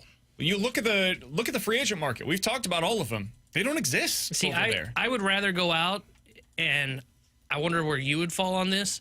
Like, if it comes down to trade the first round pick and get JGP for 1 year at $5 million, or go out and sign like a Suter for, what would you say, 4 years by $5 million? Is that what you'd say his contract's going to be? 4 by 5.5, Something maybe? like that, yeah. I'd rather go out and do the Suter route. I don't like Suter. I would rather do the Suter route. Interesting. Because I get 4 years of it, and I think Suter's pretty close to what J.G. Pageau is. I would argue, like, if I'm getting 4 years of that player, it does potentially have the downside of the contract at the back end, and it is more likely to block a guy like Dvorsky. I think you can just move Shin to the wing at some point. I'm not super worried about that, don't get me wrong, but it is, a hindrance there. One of the reasons that I like this deal is it's a 1-year placeholder, and then you get to decide. I get to choose what my plan is with JGP. I could re-sign him. I could let him walk to market, and next year I have that flexibility. I have $5 million more to spend going into next year's market, potentially. He holds that spot down for me this season while Dvorsky continues to develop at the minor league level, and I get some more information on him. Is he ready? Will he be ready to go at the start of the 2026 season to just step in as my third-line center for then? It was a 1-year flyer on JGP. Thanks for all of your services. Hopefully we were able to go on some kind of a playoff run with you in there. Now we're turning things over to Dvorsky. If he's not ready, maybe you resign JGP. Maybe you go to market next year and say, all right, now is the time where we go sign Connor McDavid, and he becomes our second-line center behind Robert Thomas. I can't believe there was no reaction whatsoever there, which tells me both of you have completely tuned me out at this point in time. But that long-winded. I think there are a lot of other opportunities that could exist here. I like it. I like going that direction. It's the kind of creativity that Doug Armstrong has shown in the past, but whether it's him, whether that's William Karlsson, whether that's Ryan O'Reilly, I'm shopping this first-round pick, man. To me, that is the chip that the Blues have to offer that I would be willing to give that up for Pavel Zacha. Like, I throw that first-round pick everywhere. But to what we're talking about, Pavel Zacha's got another year of contract under. I don't know if that's a good or a bad thing right now for the Blues. I genuinely don't know. I think you need at least you need 2 years. I need 2 years if I'm giving up my 19th overall pick. Because, and I know you're under the mindset of the picks don't matter. I think a first-round pick for the Blues is always a good thing when you're in a position where you want to make sure that the pipeline doesn't go dry at some point. I know you got a lot of pieces there, but at some point you might want to make a big trade, and it doesn't hurt to have another first-round pick that's got a name to them that somebody gets excited about. Sure. It could, or it could be a complete bust, which is what most of these picks end up becoming. But sometimes you can trade those busts, and it turns into something. Look at the Blues. Look how we got Falk. Look how they got Falk. That guy hadn't even played the NHL. The Blues are, proven to be pretty good drafted in this range. Wow, Snuggerud was below 19. Yeah, I think Bolduc was in this range. Yeah. They get typically pretty good pieces. Sure, there is a chance that they do draft a bust, and maybe they're just on a hot streak right now. They also have proven, hey, give us credit. We do a pretty good job when we're drafted in this range. If you're talking Zacha instead of Pageau, absolutely. 19th overall pick and a prospect, put him in it. I think I'm with you. I get 2 years of it, and I think he's a little younger than Pageau, and it's a guy that I believe plays a little bit more offensive producing more than J.G. Pageau is. The reason that I brought this up is because, hey, man, if we all want Sam Bennett, dude, and this guy's the closest thing to Sam Bennett. That's the wildest part about this. I'm not giving Sam Bennett $10 million if that's his comp. If I'm not willing to give up a first-round pick for 1 year of Sam Bennett, why the bleep am I giving him 7 years at $10 million per season? That's insane. Pageau has only scored north of 20 goals twice or three times. No, I'm sorry. A lot. No, he scored more than 20 goals once in his career. Bennett scored it at least 3 times. That's the part that's wild to me. Yeah, I think we're doing some fun with numbers there a little bit. Tone. I mean, he scored 19, he scored 18, he's missed some games and was in that range. That's not 20. That's not 20 goals though. Yeah. Okay. That's not he also hasn't numbers. played That's with numbers. Matthew Tkachuk. Very fair. He has not played with Matthew Tkachuk. You put him on a line with Dylan Holloway and Jordan Kyrou. Sure. I think you'll see those offensive numbers. I don't have that either, though, here in St. Louis. We don't have a Tkachuk. But Sam Bennett needs that to be this. I know. That's my point. We don't have that here. Correct. To be so that. You probably expect him to be closer to the JGP numbers. Coming up next, the Junk Show here on 101 ESPN.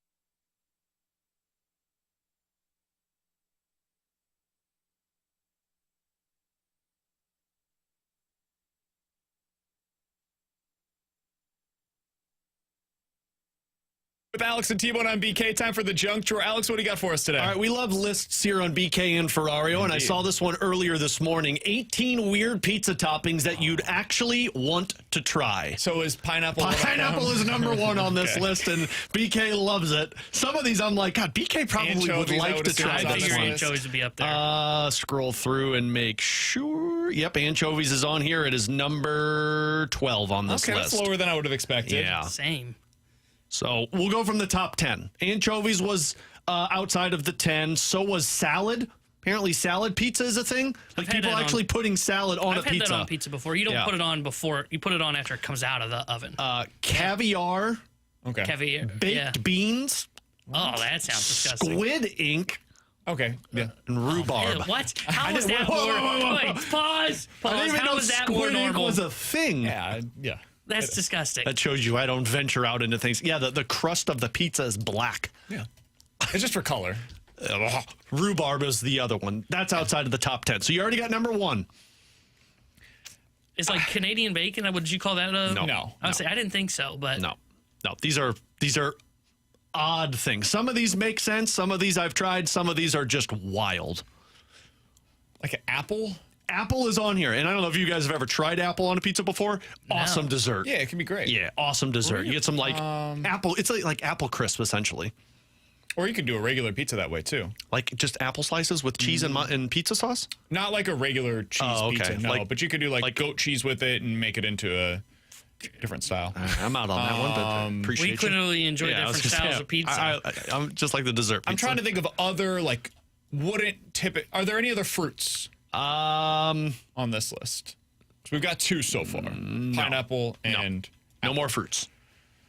vegetables. There are some vegetables on here. Eggplant. Not eggplant. No. Think more like sides. Potatoes. Potatoes is number 2 on this Mashed list. potatoes, or is it just regular? I think it's like Sure, it's just chopped up potatoes is what. Apparently, it's an Italian recipe. I've never heard of this before, but yeah, it's like chopped up potatoes that you put in there. That's number 2. Brussels sprouts. Brussels sprouts is not on here. Thank I had a goodness. Brussels sprout pizza the other day, actually. That's disgusting. Went over to Modern Brewery. It's great. Don't knock it till you try it. I I'm will gonna knock knock that it before one. I try Modern it. Brewery's doing some cool stuff right now. That's Kudos- not shout a out bad to might Modern be, Brewery. but that's not cool. That's disgusting. Food program's great. They got great drinks. They've got green chartreuse, which nobody in St. Louis has. Green chartreuse. It's a good. Okay, spot. so we've got 1 dressing, 2 vegetables, Dressing. 2 Dressing. sides. Ranch is number 3 on Okay, this list. I dip pizza in ranch. That's disgusting. No, it's good, man. It's good. You get that's a nice nasty. pepperoni pizza with some So crunch. dressing. What was the other ones that you said? Dressing. There's 2 sides. There's a topping, and then there's a meal. Pasta? Mushrooms. Is Not pasta on mushrooms. there? Nope. Kind of Noodles? macaroni and cheese. Oh, that's a big one that people. I are really doing now. like that one. Cece's Pizza used to have those, and I dominate those at the buffet. That There's was a number mushroom 4. spot down the street from us that's trying out a mushroom or a mac and cheese mushroom pizza. I like mushrooms, so I would do that one. That one's good. Is pickles on there? Pickles is number So, 6 like, on when you this mentioned list. lettuce, there was a place in my hometown that had what they called the Big Mac pizza. I like pickles. I think I might be in on that. I've never had it if with you have pizza. You do have like a Big Mac burger it's pizza that good. way, too. Yeah, Yeah. it's really good. Yeah, so like I'd be in on that one. I guess Big Mac would be a burger. I did hear you, just so you know. That's just okay. didn't He's trying to internalize make it. You said we weren't listening Yeah, I last was time. saying, he's trying to make I us figured look you bad weren't from the into last it. What else do we segment. got? What have we So, missed? Number 5 on this list is crab meat. Oh, yeah, I can see that. Number 8 on this list, breakfast pizza. Oh, okay. Sure. Pizza Yeah. with I wasn't thinking eggs, of that. tomatoes, That makes gravy, which I don't know, wild gravy. 10 is calamari.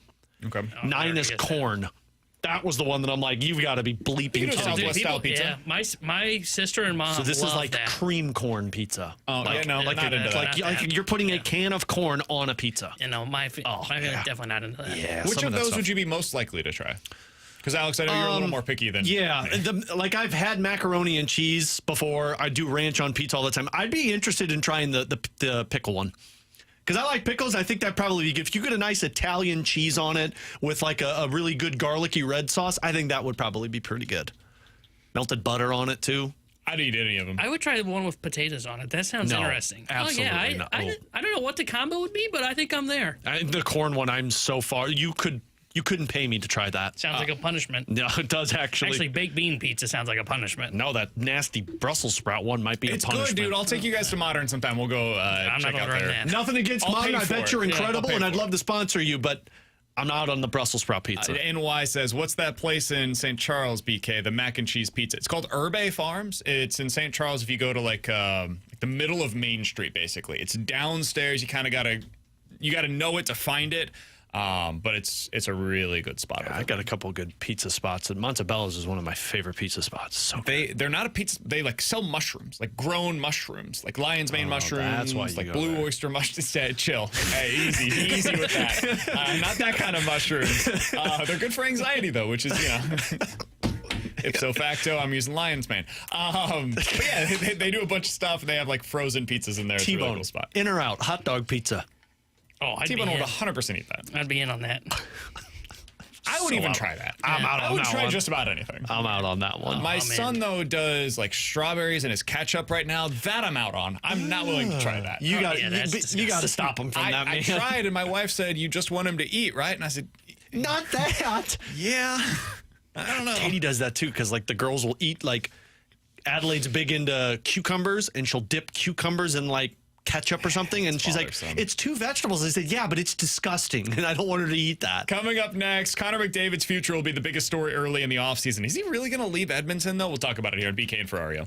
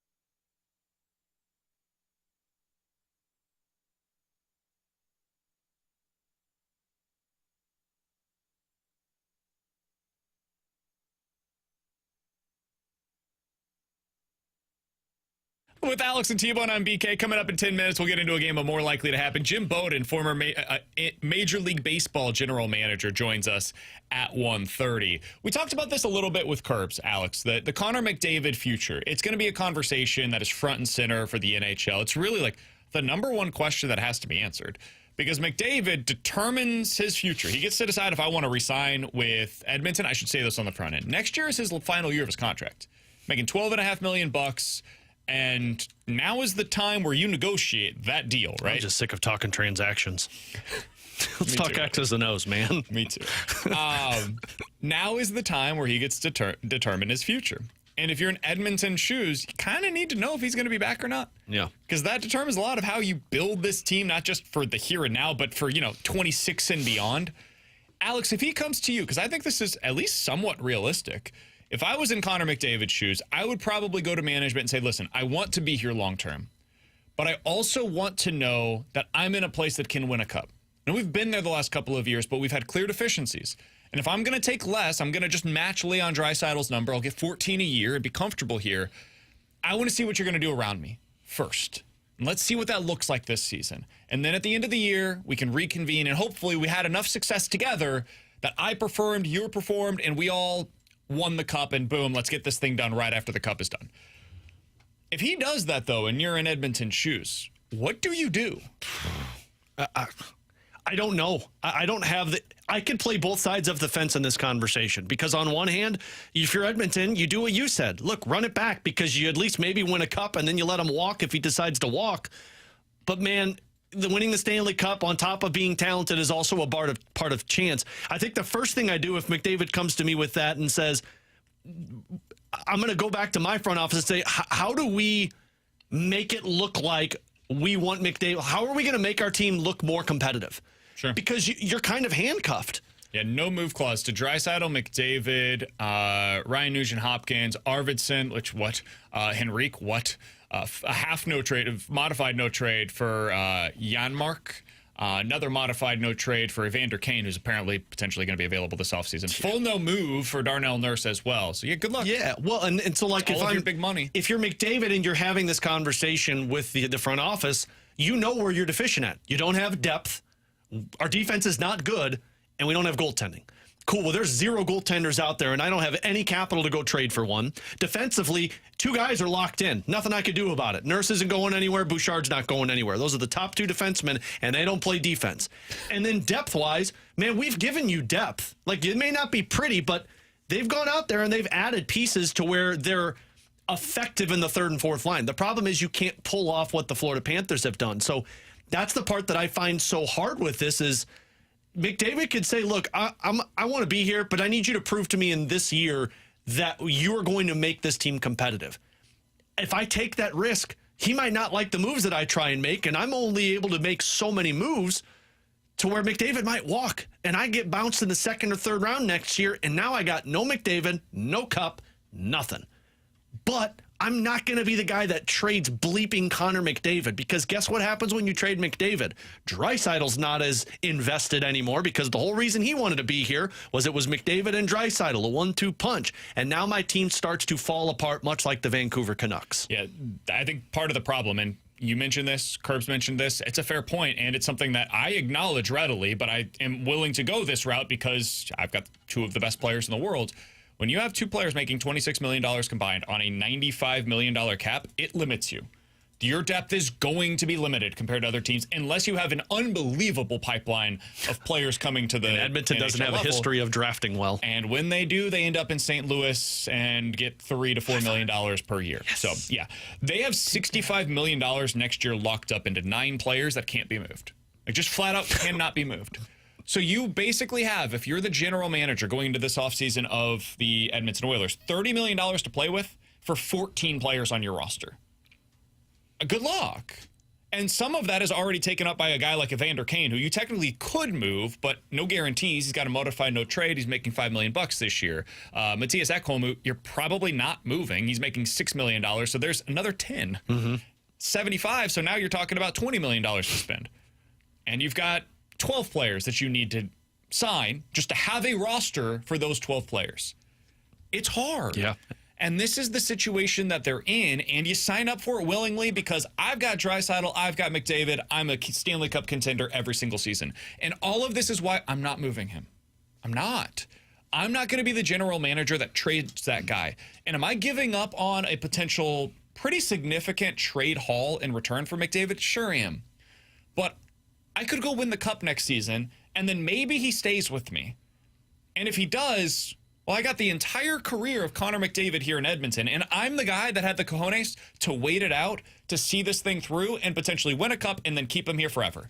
Dude, that's worth so much more than whatever it is that you get in return for McDavid. And the other thing here, if McDavid leaves, the real benefit is the cap space.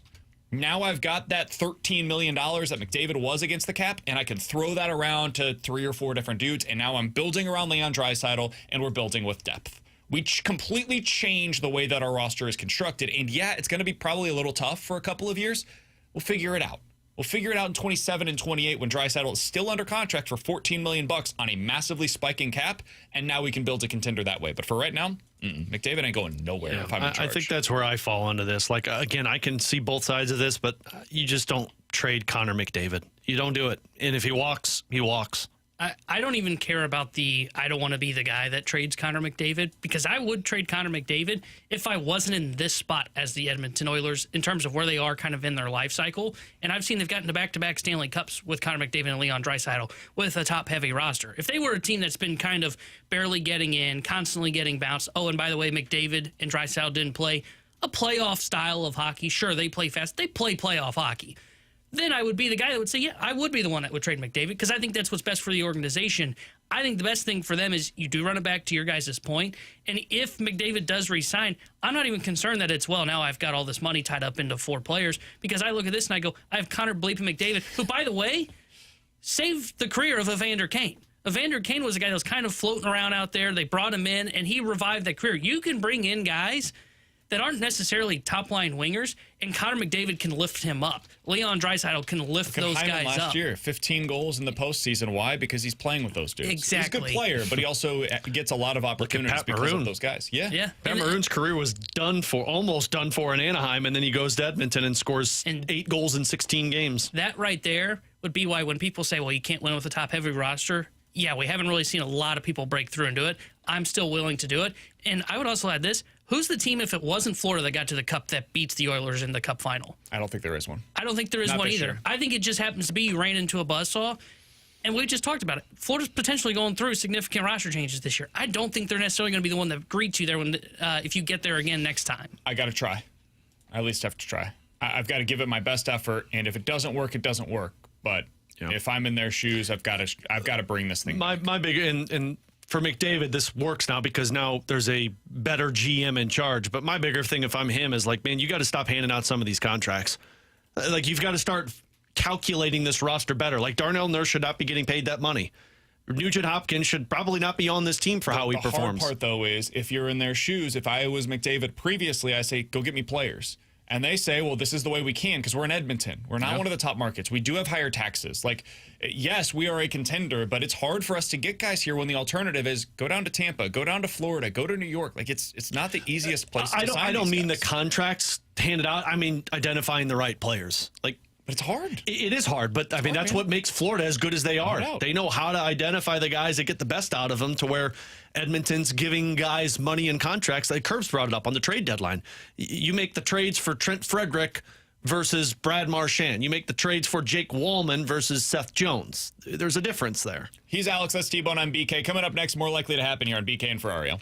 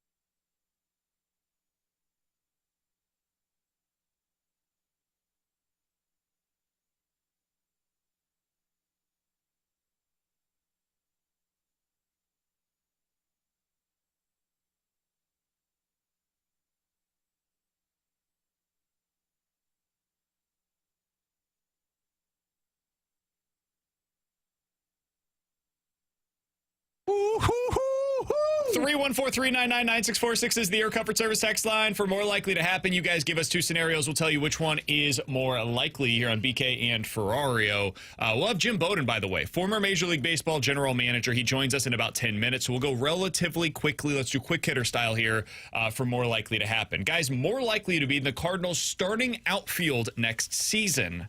Alec Burleson or Lars Nootbaar? Alec Burleson. I think Alec Burleson is becoming what they hoped Lars Nootbaar was going to become. Maybe not as good defensively, but could he get there? Burleson. Boy, I think I would go Burley as well. You mentioned the similarity scores for hockey. I was looking at this today. Oh. He's compared to Josh Naylor, who's in Arizona. And when you look at his career slash line, it's kind of like what Burley's done this year. Could Burley end up finding a little bit more power like Naylor did later on in his career? So I would say Burley. JD Martinez is the third highest similarity score. I'll take that. That's a fun one. I'll take that. I would still go Nootbaar. We know you love him. I think Heim is going to value what Newt brings to the table, and I think this team is just very committed to the defense-first mentality. So I don't know what that means for Burley. I think he's in your lineup somewhere. I just don't think it's the outfield. Alex? More likely to happen. Jordan Binnington traded after this season. Joel Hofer traded before this season. Joel Hofer traded before this season. I don't think this team, and specifically this GM, is trading away Jordan Binnington. I know technically at that point Steen would be in charge. I don't think Steen's trading him away either. I think Benner will finish his deal here in St. Louis. I agree. I think it would be Hofer would be the one that ends up getting traded. Their teams, if someone is thinking about offering, maybe you could just trade him then. Yeah. So, or take the picks that you get and use those picks to get something else. But, yep, that's mine as well. Guys, more likely to happen, the St. Louis Blues will trade their first-round pick this offseason, or they will sign a center to a 3+ year deal. Trade their first-round pick this offseason. I would say the latter, actually. Give a 3+ year deal to a center. I don't think they're going to trade their first-round pick. I would. I don't think they're going to because we see this. There's just very few trades where first-rounders in the NHL get moved. I just laugh because just say Pius Suter because there's no other centerman that's getting a 3+ year deal. Potentially.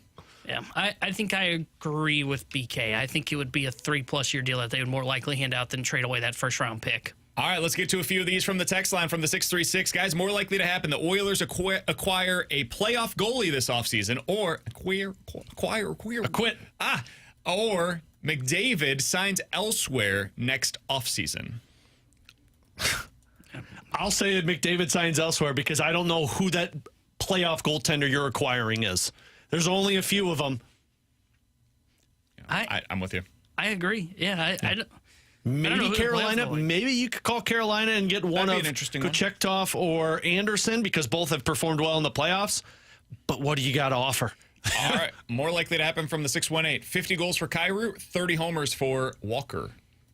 Oh, 50 goals for Kyrou. Yeah, we're on the same Sorry, page. Walker. Are we talking about this year or like moving? Either way, I think I'd go 50 for Kyrou. More likely to happen. Donovan or Wynn become a red jacket member for the Cardinals. Ooh, that's a fun one. I think Wynn. More likely Mason Wynn. But Donovan could be that if they have success in the postseason. I think Donovan's is exclusively based on whether or not this team wins at the highest level while he's here. Because I think his production will be such that it gets you close, but then the postseason is really what puts it over the top. Wynn just has more runway. Yeah, I think I'd go Wynn because of the runway. Although I think Donovan is more Cardinal-Z. Yeah, Wynn's got more of a runway. I think I would go Donovan. Because I could see where Wynn, if you don't extend him, could potentially outprice himself because of the position, and I think he's going to take that step offensively. Maybe not 30 homers, 100 RBIs, but take that step.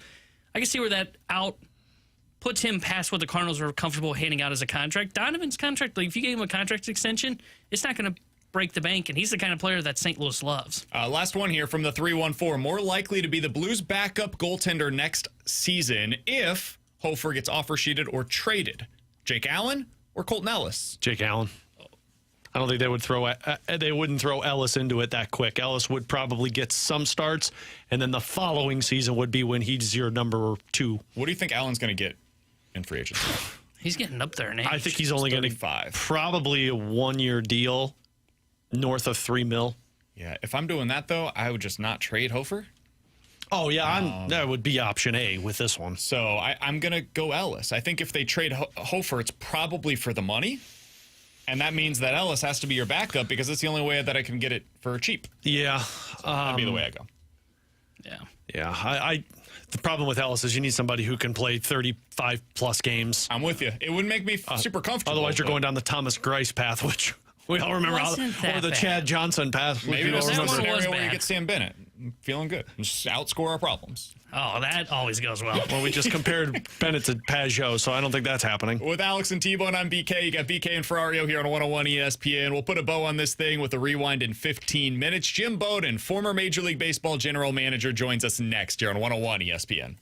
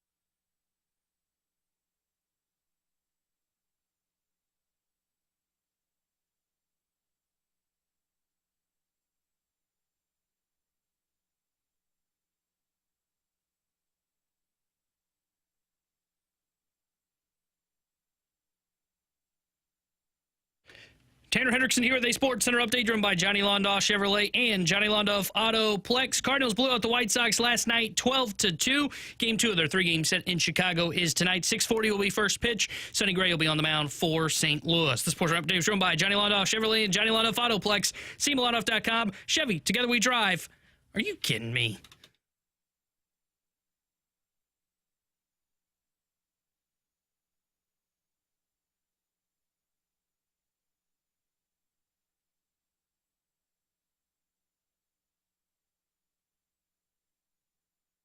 Alongside Alex Ferrario and Tanner Hendrickson, I'm Brandon Kiley. It's BK and Ferrario here on 101 ESPN. Always happy to go out to the Callier and Thompson hotline to be joined by former Major League Baseball general manager. He now writes for The Athletic. He does some video stuff for CBS Sports. He does radio on MLB Network Radio. You hear him all over the place. You see him everywhere. He is Jim Bowden joining us here on the show. Jim, we appreciate the time as always. I read your piece the other day, the things that you're hearing leading into the trade deadline. And for the Cardinals, you said, I did not list trade targets for them at this point because they're just following the path that they're on currently.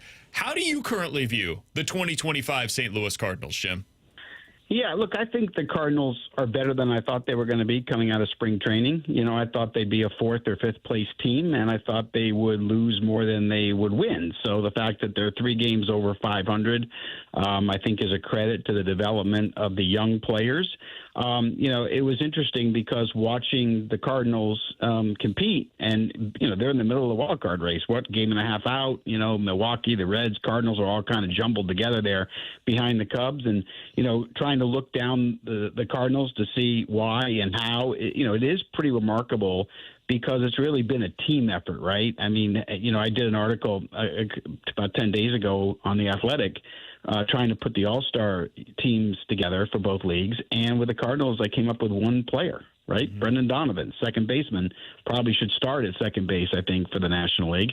But it's more about everybody contributing. You have a starting rotation. The top 4 guys in the rotation all have ERAs between 3.6 and 4.3 with Fetty, Gray, Liberatore, and Michaelis. So they've been solid. They've kept you in games.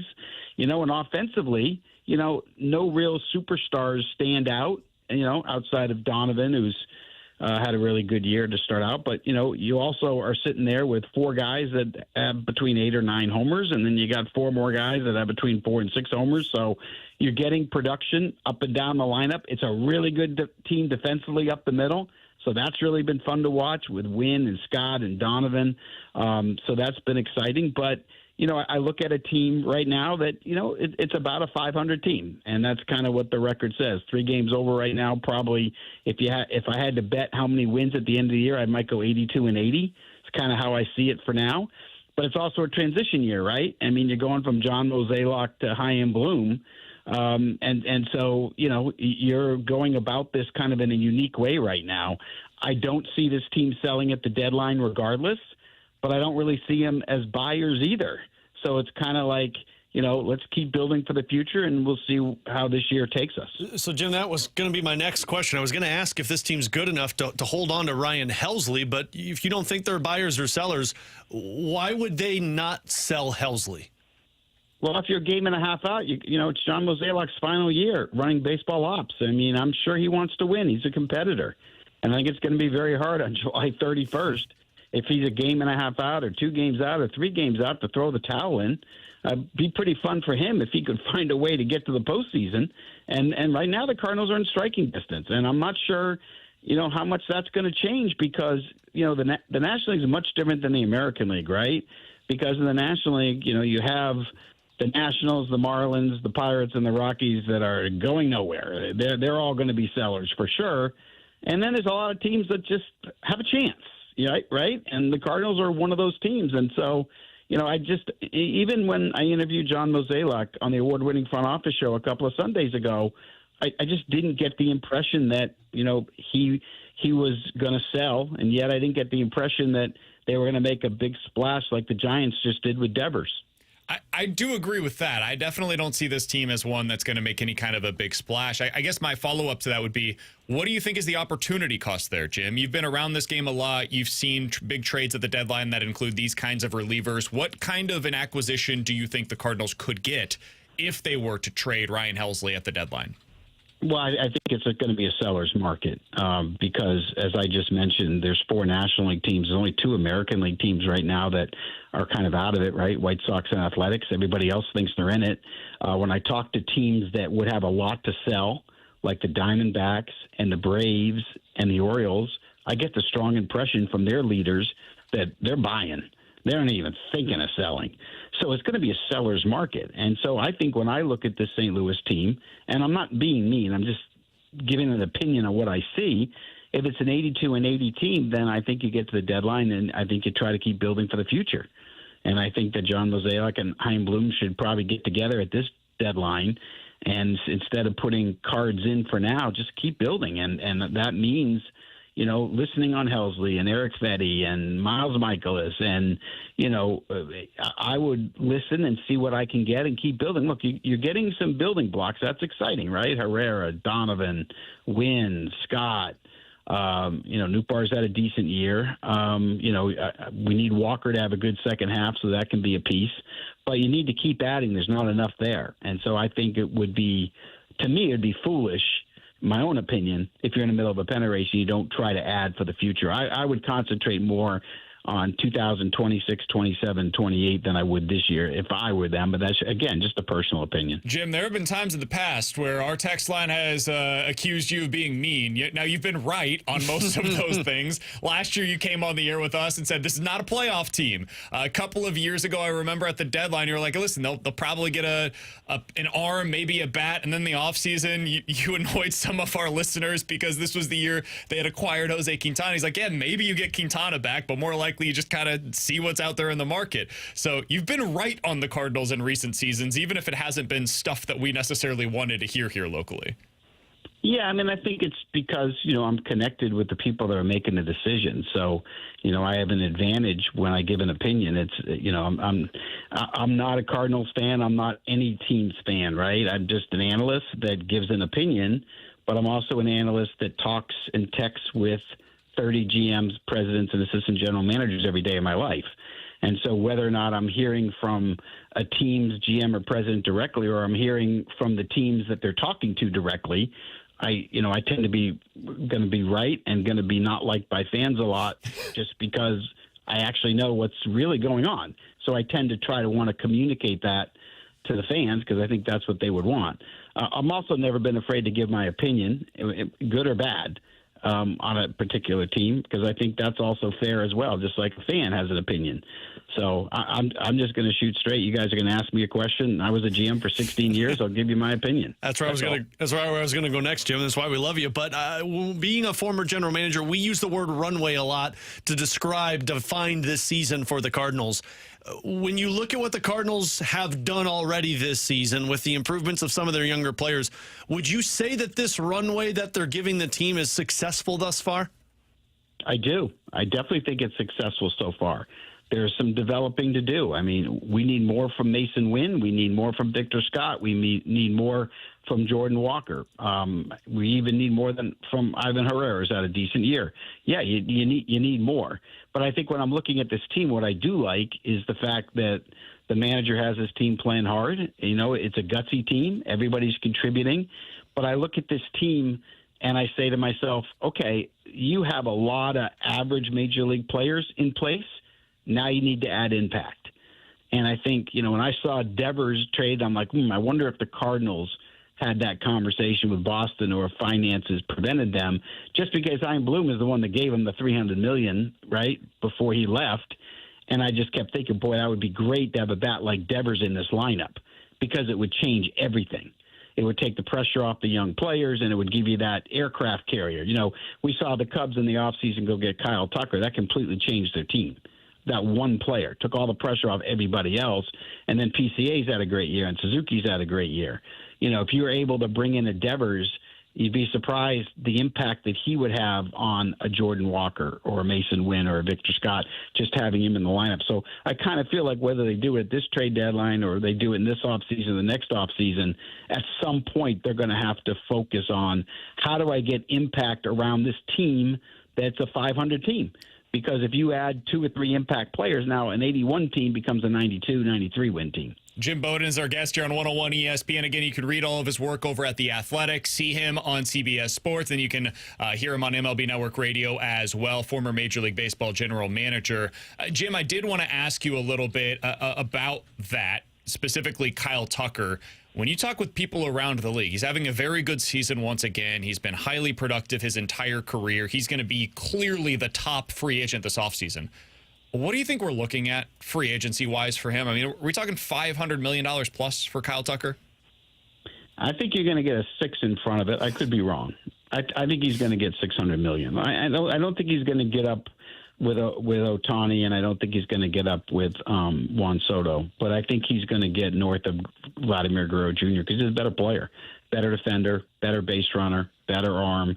And so I think if Tucker's better than Guerrero, you're going to get more. Now, it may end up being 550, 560, but let's think about some of the big market teams that might be in play for him, right? The Philadelphia Phillies have a big need there. He would be huge for them, and they have the money. The New York Yankees lost out on Juan Soto. Tucker would look pretty good on that team for sure as a candidate. The Los Angeles Angels already hasn't spent money in a while. He could jump back in now that Pujols is coming off the books here. I never count the Dodgers out on anybody. Michael Conforto is not really the answer in left field for them. So I just think there's a lot of big markets that have a chance on playing them, and the Cubs really want him back too. So, these things have become runaway trains when it hits free agency. If you're asking me his value based on market, I would have put it at 550. But Juan Soto, I would have put a lot less than 700 last year, and look where it ended up. So I think it really depends on what teams are playing, but I can see this thing ending with a 6 in front of it. Does that mean, Jim, that for the Cardinals, if they want to get one of those type of stars, the only way to do it is to get it by drafting and developing? Yeah, I think so. Yeah, I mean, I don't see the Cardinals wanting to drop $600 million on a particular player, and I can't tell you with their payroll parameters that it would make any sense to do that. They're better off spreading it around or trading for a player that has 2 or 3 years of service time instead of one that has 5 or 6 years of service time. So you get the 3 or 4 years at affordable rates. I mean, that's kind of, I think, what you also look for if you're St. Louis. You don't necessarily have to draft and develop it, but you have to build up your farm system enough that you could have been the team that traded for Kyle Tucker instead of the Cubs, even if it's for the short term. Final question that I've got for Jim Bowden, former Major League Baseball, joining us here on 101 ESPN. Jim, when you look at players in general, and you're just thinking about at what point do I feel like I have a pretty good grasp on what this player is going to be? We've heard thresholds in the past on at-bats, games played, whatever it might be. For you, when is the point where you're like, you know what, I think we know who this guy is? Is there an at-bat number that you look at or anything like that? Well, it's a lot different in 2025 than it was when I was a GM. And it's a lot different in 2025 than it was even 3 or 4 years ago.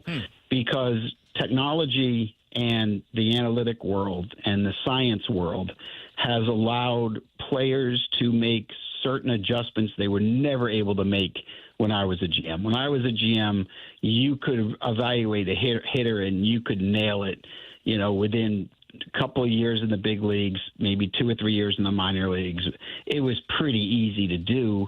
But nowadays, players make adjustments and science has come in, and we're able to get guys that have long swings or guys that don't have good bat speed, and we can find ways to maximize their talent and they can become better. So this is a day and age where we're evaluating the amateurs basically the same as we always have. But this is where development is so important. And those teams that have the best development and the best brains, engineers, and the people behind the scenes are the ones that are getting the most out of their players. And so when you see front offices like the Tampa Bay Rays, the Los Angeles Dodgers, the New York Mets, they're going to beat you, with intelligence, with knowledge, and be able to get the most out of their players, and are able to make, maybe a 5-player into a 6-player, right? Or a 3-player into a 5-player more than ever before. So it's a little bit harder, right? And so when you look at a team like the Cardinals, it's easy to look at Wynn and Scott and Walker and pretend that what we're watching is what they are. But no, the key of the future success of St. Louis is going to be, how are you going to develop these players? What's the plan? What do you have? Because the great organizations are going to turn Andy Pages into what Andy Pages has been this year for the Dodgers, which is an all-star caliber player, which he wasn't a year ago, or Jonathan Aranda into an all-star player at first base. He deserves to start at first base in the American League. That's a credit to those organizations developing those hitters. Hey, Jim, we appreciate the time as always. We've had a number of texts that have come in at this point that say basically what you described when it comes to the market this offseason for Kyle Tucker is why our listeners are begging for a salary cap in baseball. We'll have that conversation with you at a later date. I don't want to have it right now because I know we're probably going to spend an entire offseason doing all of that. We appreciate the time as always, man. Thank you so much for hopping on with us today. Hopefully we'll talk with you again soon. Thanks for having me on, and go salary cap. There you go, Jim. We're right there with you. That's Jim Bowden, former Major League Baseball general manager, joining us here on the show. What he said is, or what our text line is saying there is right. Yeah. Like when we're talking $600 million plus for a player, we need a salary cap. And like that may be his market. And maybe a team says, you know what, he's worth it for us to pay $40 million a year. We've got a $200 million cap. We're willing to give, 20% of that to Kyle Tucker. Then you become the team that views him the way that Edmonton is viewing Draisaitl and McDavid. The NHL has a cap. There's going to be somebody this offseason that gives Mitch Marner $14 million a year. Dude, the cap's only 95. Yeah. That's 17% of your overall cap that you're giving to Mitch Marner. That's a ton of money for a guy that I'm not sure is the best player on a cup contender. So there's that side of things. On the Cardinals, what he said about them, I think he pegged them exactly the way that we see them. 82-ish, 85 maybe, if everything goes right, win team. I think what he said about the deadline is maybe what concerns me most. Yeah, I don't want them to do that. If you're a game and a half back, that is the worst case scenario. Because I don't know how you handle that. Yeah, but do you believe if this is an 82 to 85 win team, you're going to be a game and a half out? I don't know, because there's still 2 months left to play. I know, but that's the part that I just don't believe when you've got the Giants, Phillies, on top of who am I blanking on right now is the other team Padres. The Padres and the Cubs, that like those teams don't scream 86 wins as getting you into the playoffs. I'm with you, but if you get to the deadline, let's say in this hypothetical world, you right now are a game and a half back. Let's say that's where you are on deadline day. I don't know what you do. You were in the playoffs last year on the deadline. You made acquisitions and you missed the playoffs. I'm with you. Do you want to do that with Helsley? No. I mean, I think you probably should sell in the scenario that he painted of your game and a half back. You're where you are today. You've got San Diego in front of you, Milwaukee in front of you for that final spot. I think the right thing to do is to sell. I don't know what I would do if I was in Mo's shoes, though. See, that's where things get tough. I think this is what's going to be the most critical decision at the deadline. To me, Mo can't be pulling the strings. And I know they've said he's the one handling the Major League roster. Mo is the guy that will get to the spot where Jim said, which is, well, it's his final year. He's going to want to buy. But that might not be what's best for the organization, right? What's best for the organization is planning for 26, 27, and 28, which Chaim Bloom will be running. That's why it feels like the guy that probably should be pulling the strings is actually not the president of baseball operations, but the one that is in waiting. I mean, We'll give you our final thoughts on this coming up on the other side. I want to hear what Alex was about to say before I rudely interrupted him, but we were up against it. We got to talk about that next year on BK and Ferrario.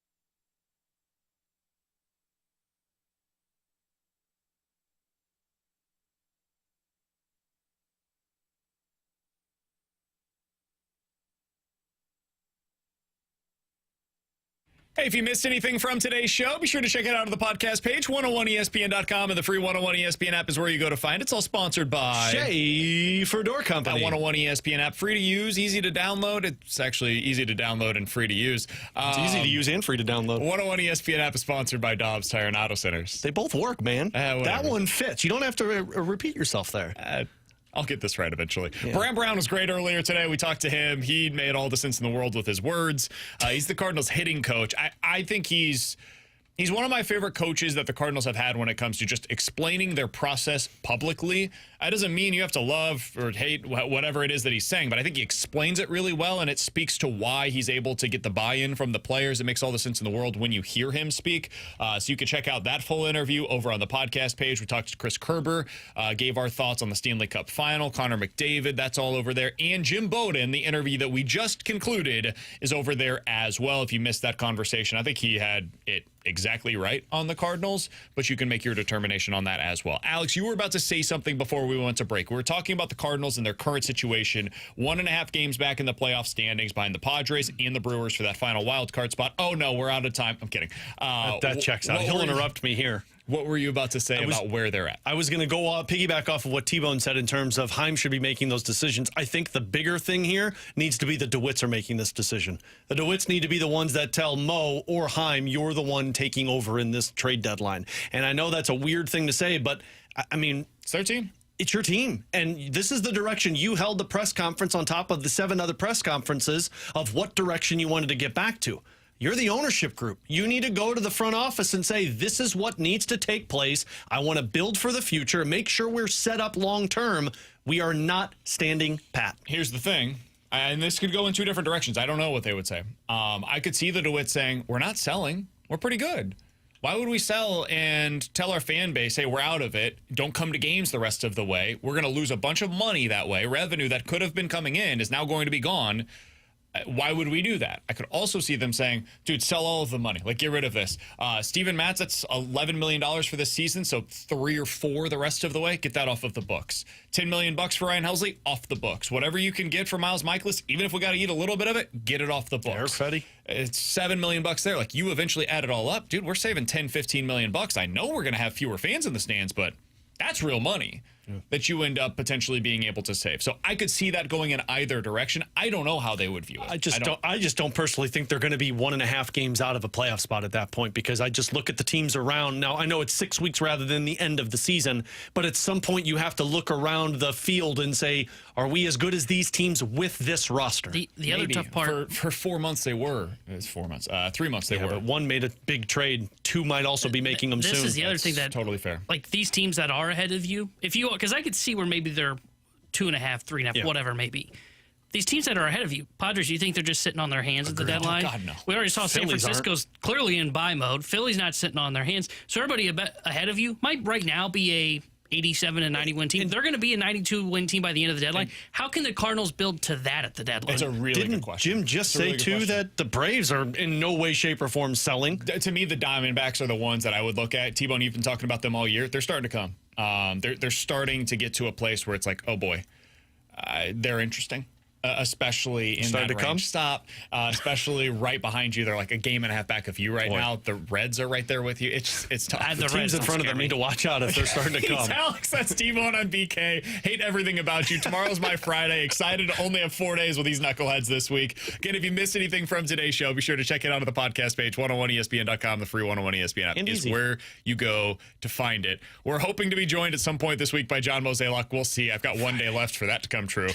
We might be able to hear from Doug Armstrong at some point this week. We'll see if that ends up happening as well. Do we have anything else tomorrow? No. You know, I've got feelers out there for Elliot Friedman. Maybe Friday. You just never know, you know? Boy, Friday's going to be a hell of a show. I'm offering both Fridays because BK's not here. Fastlane next.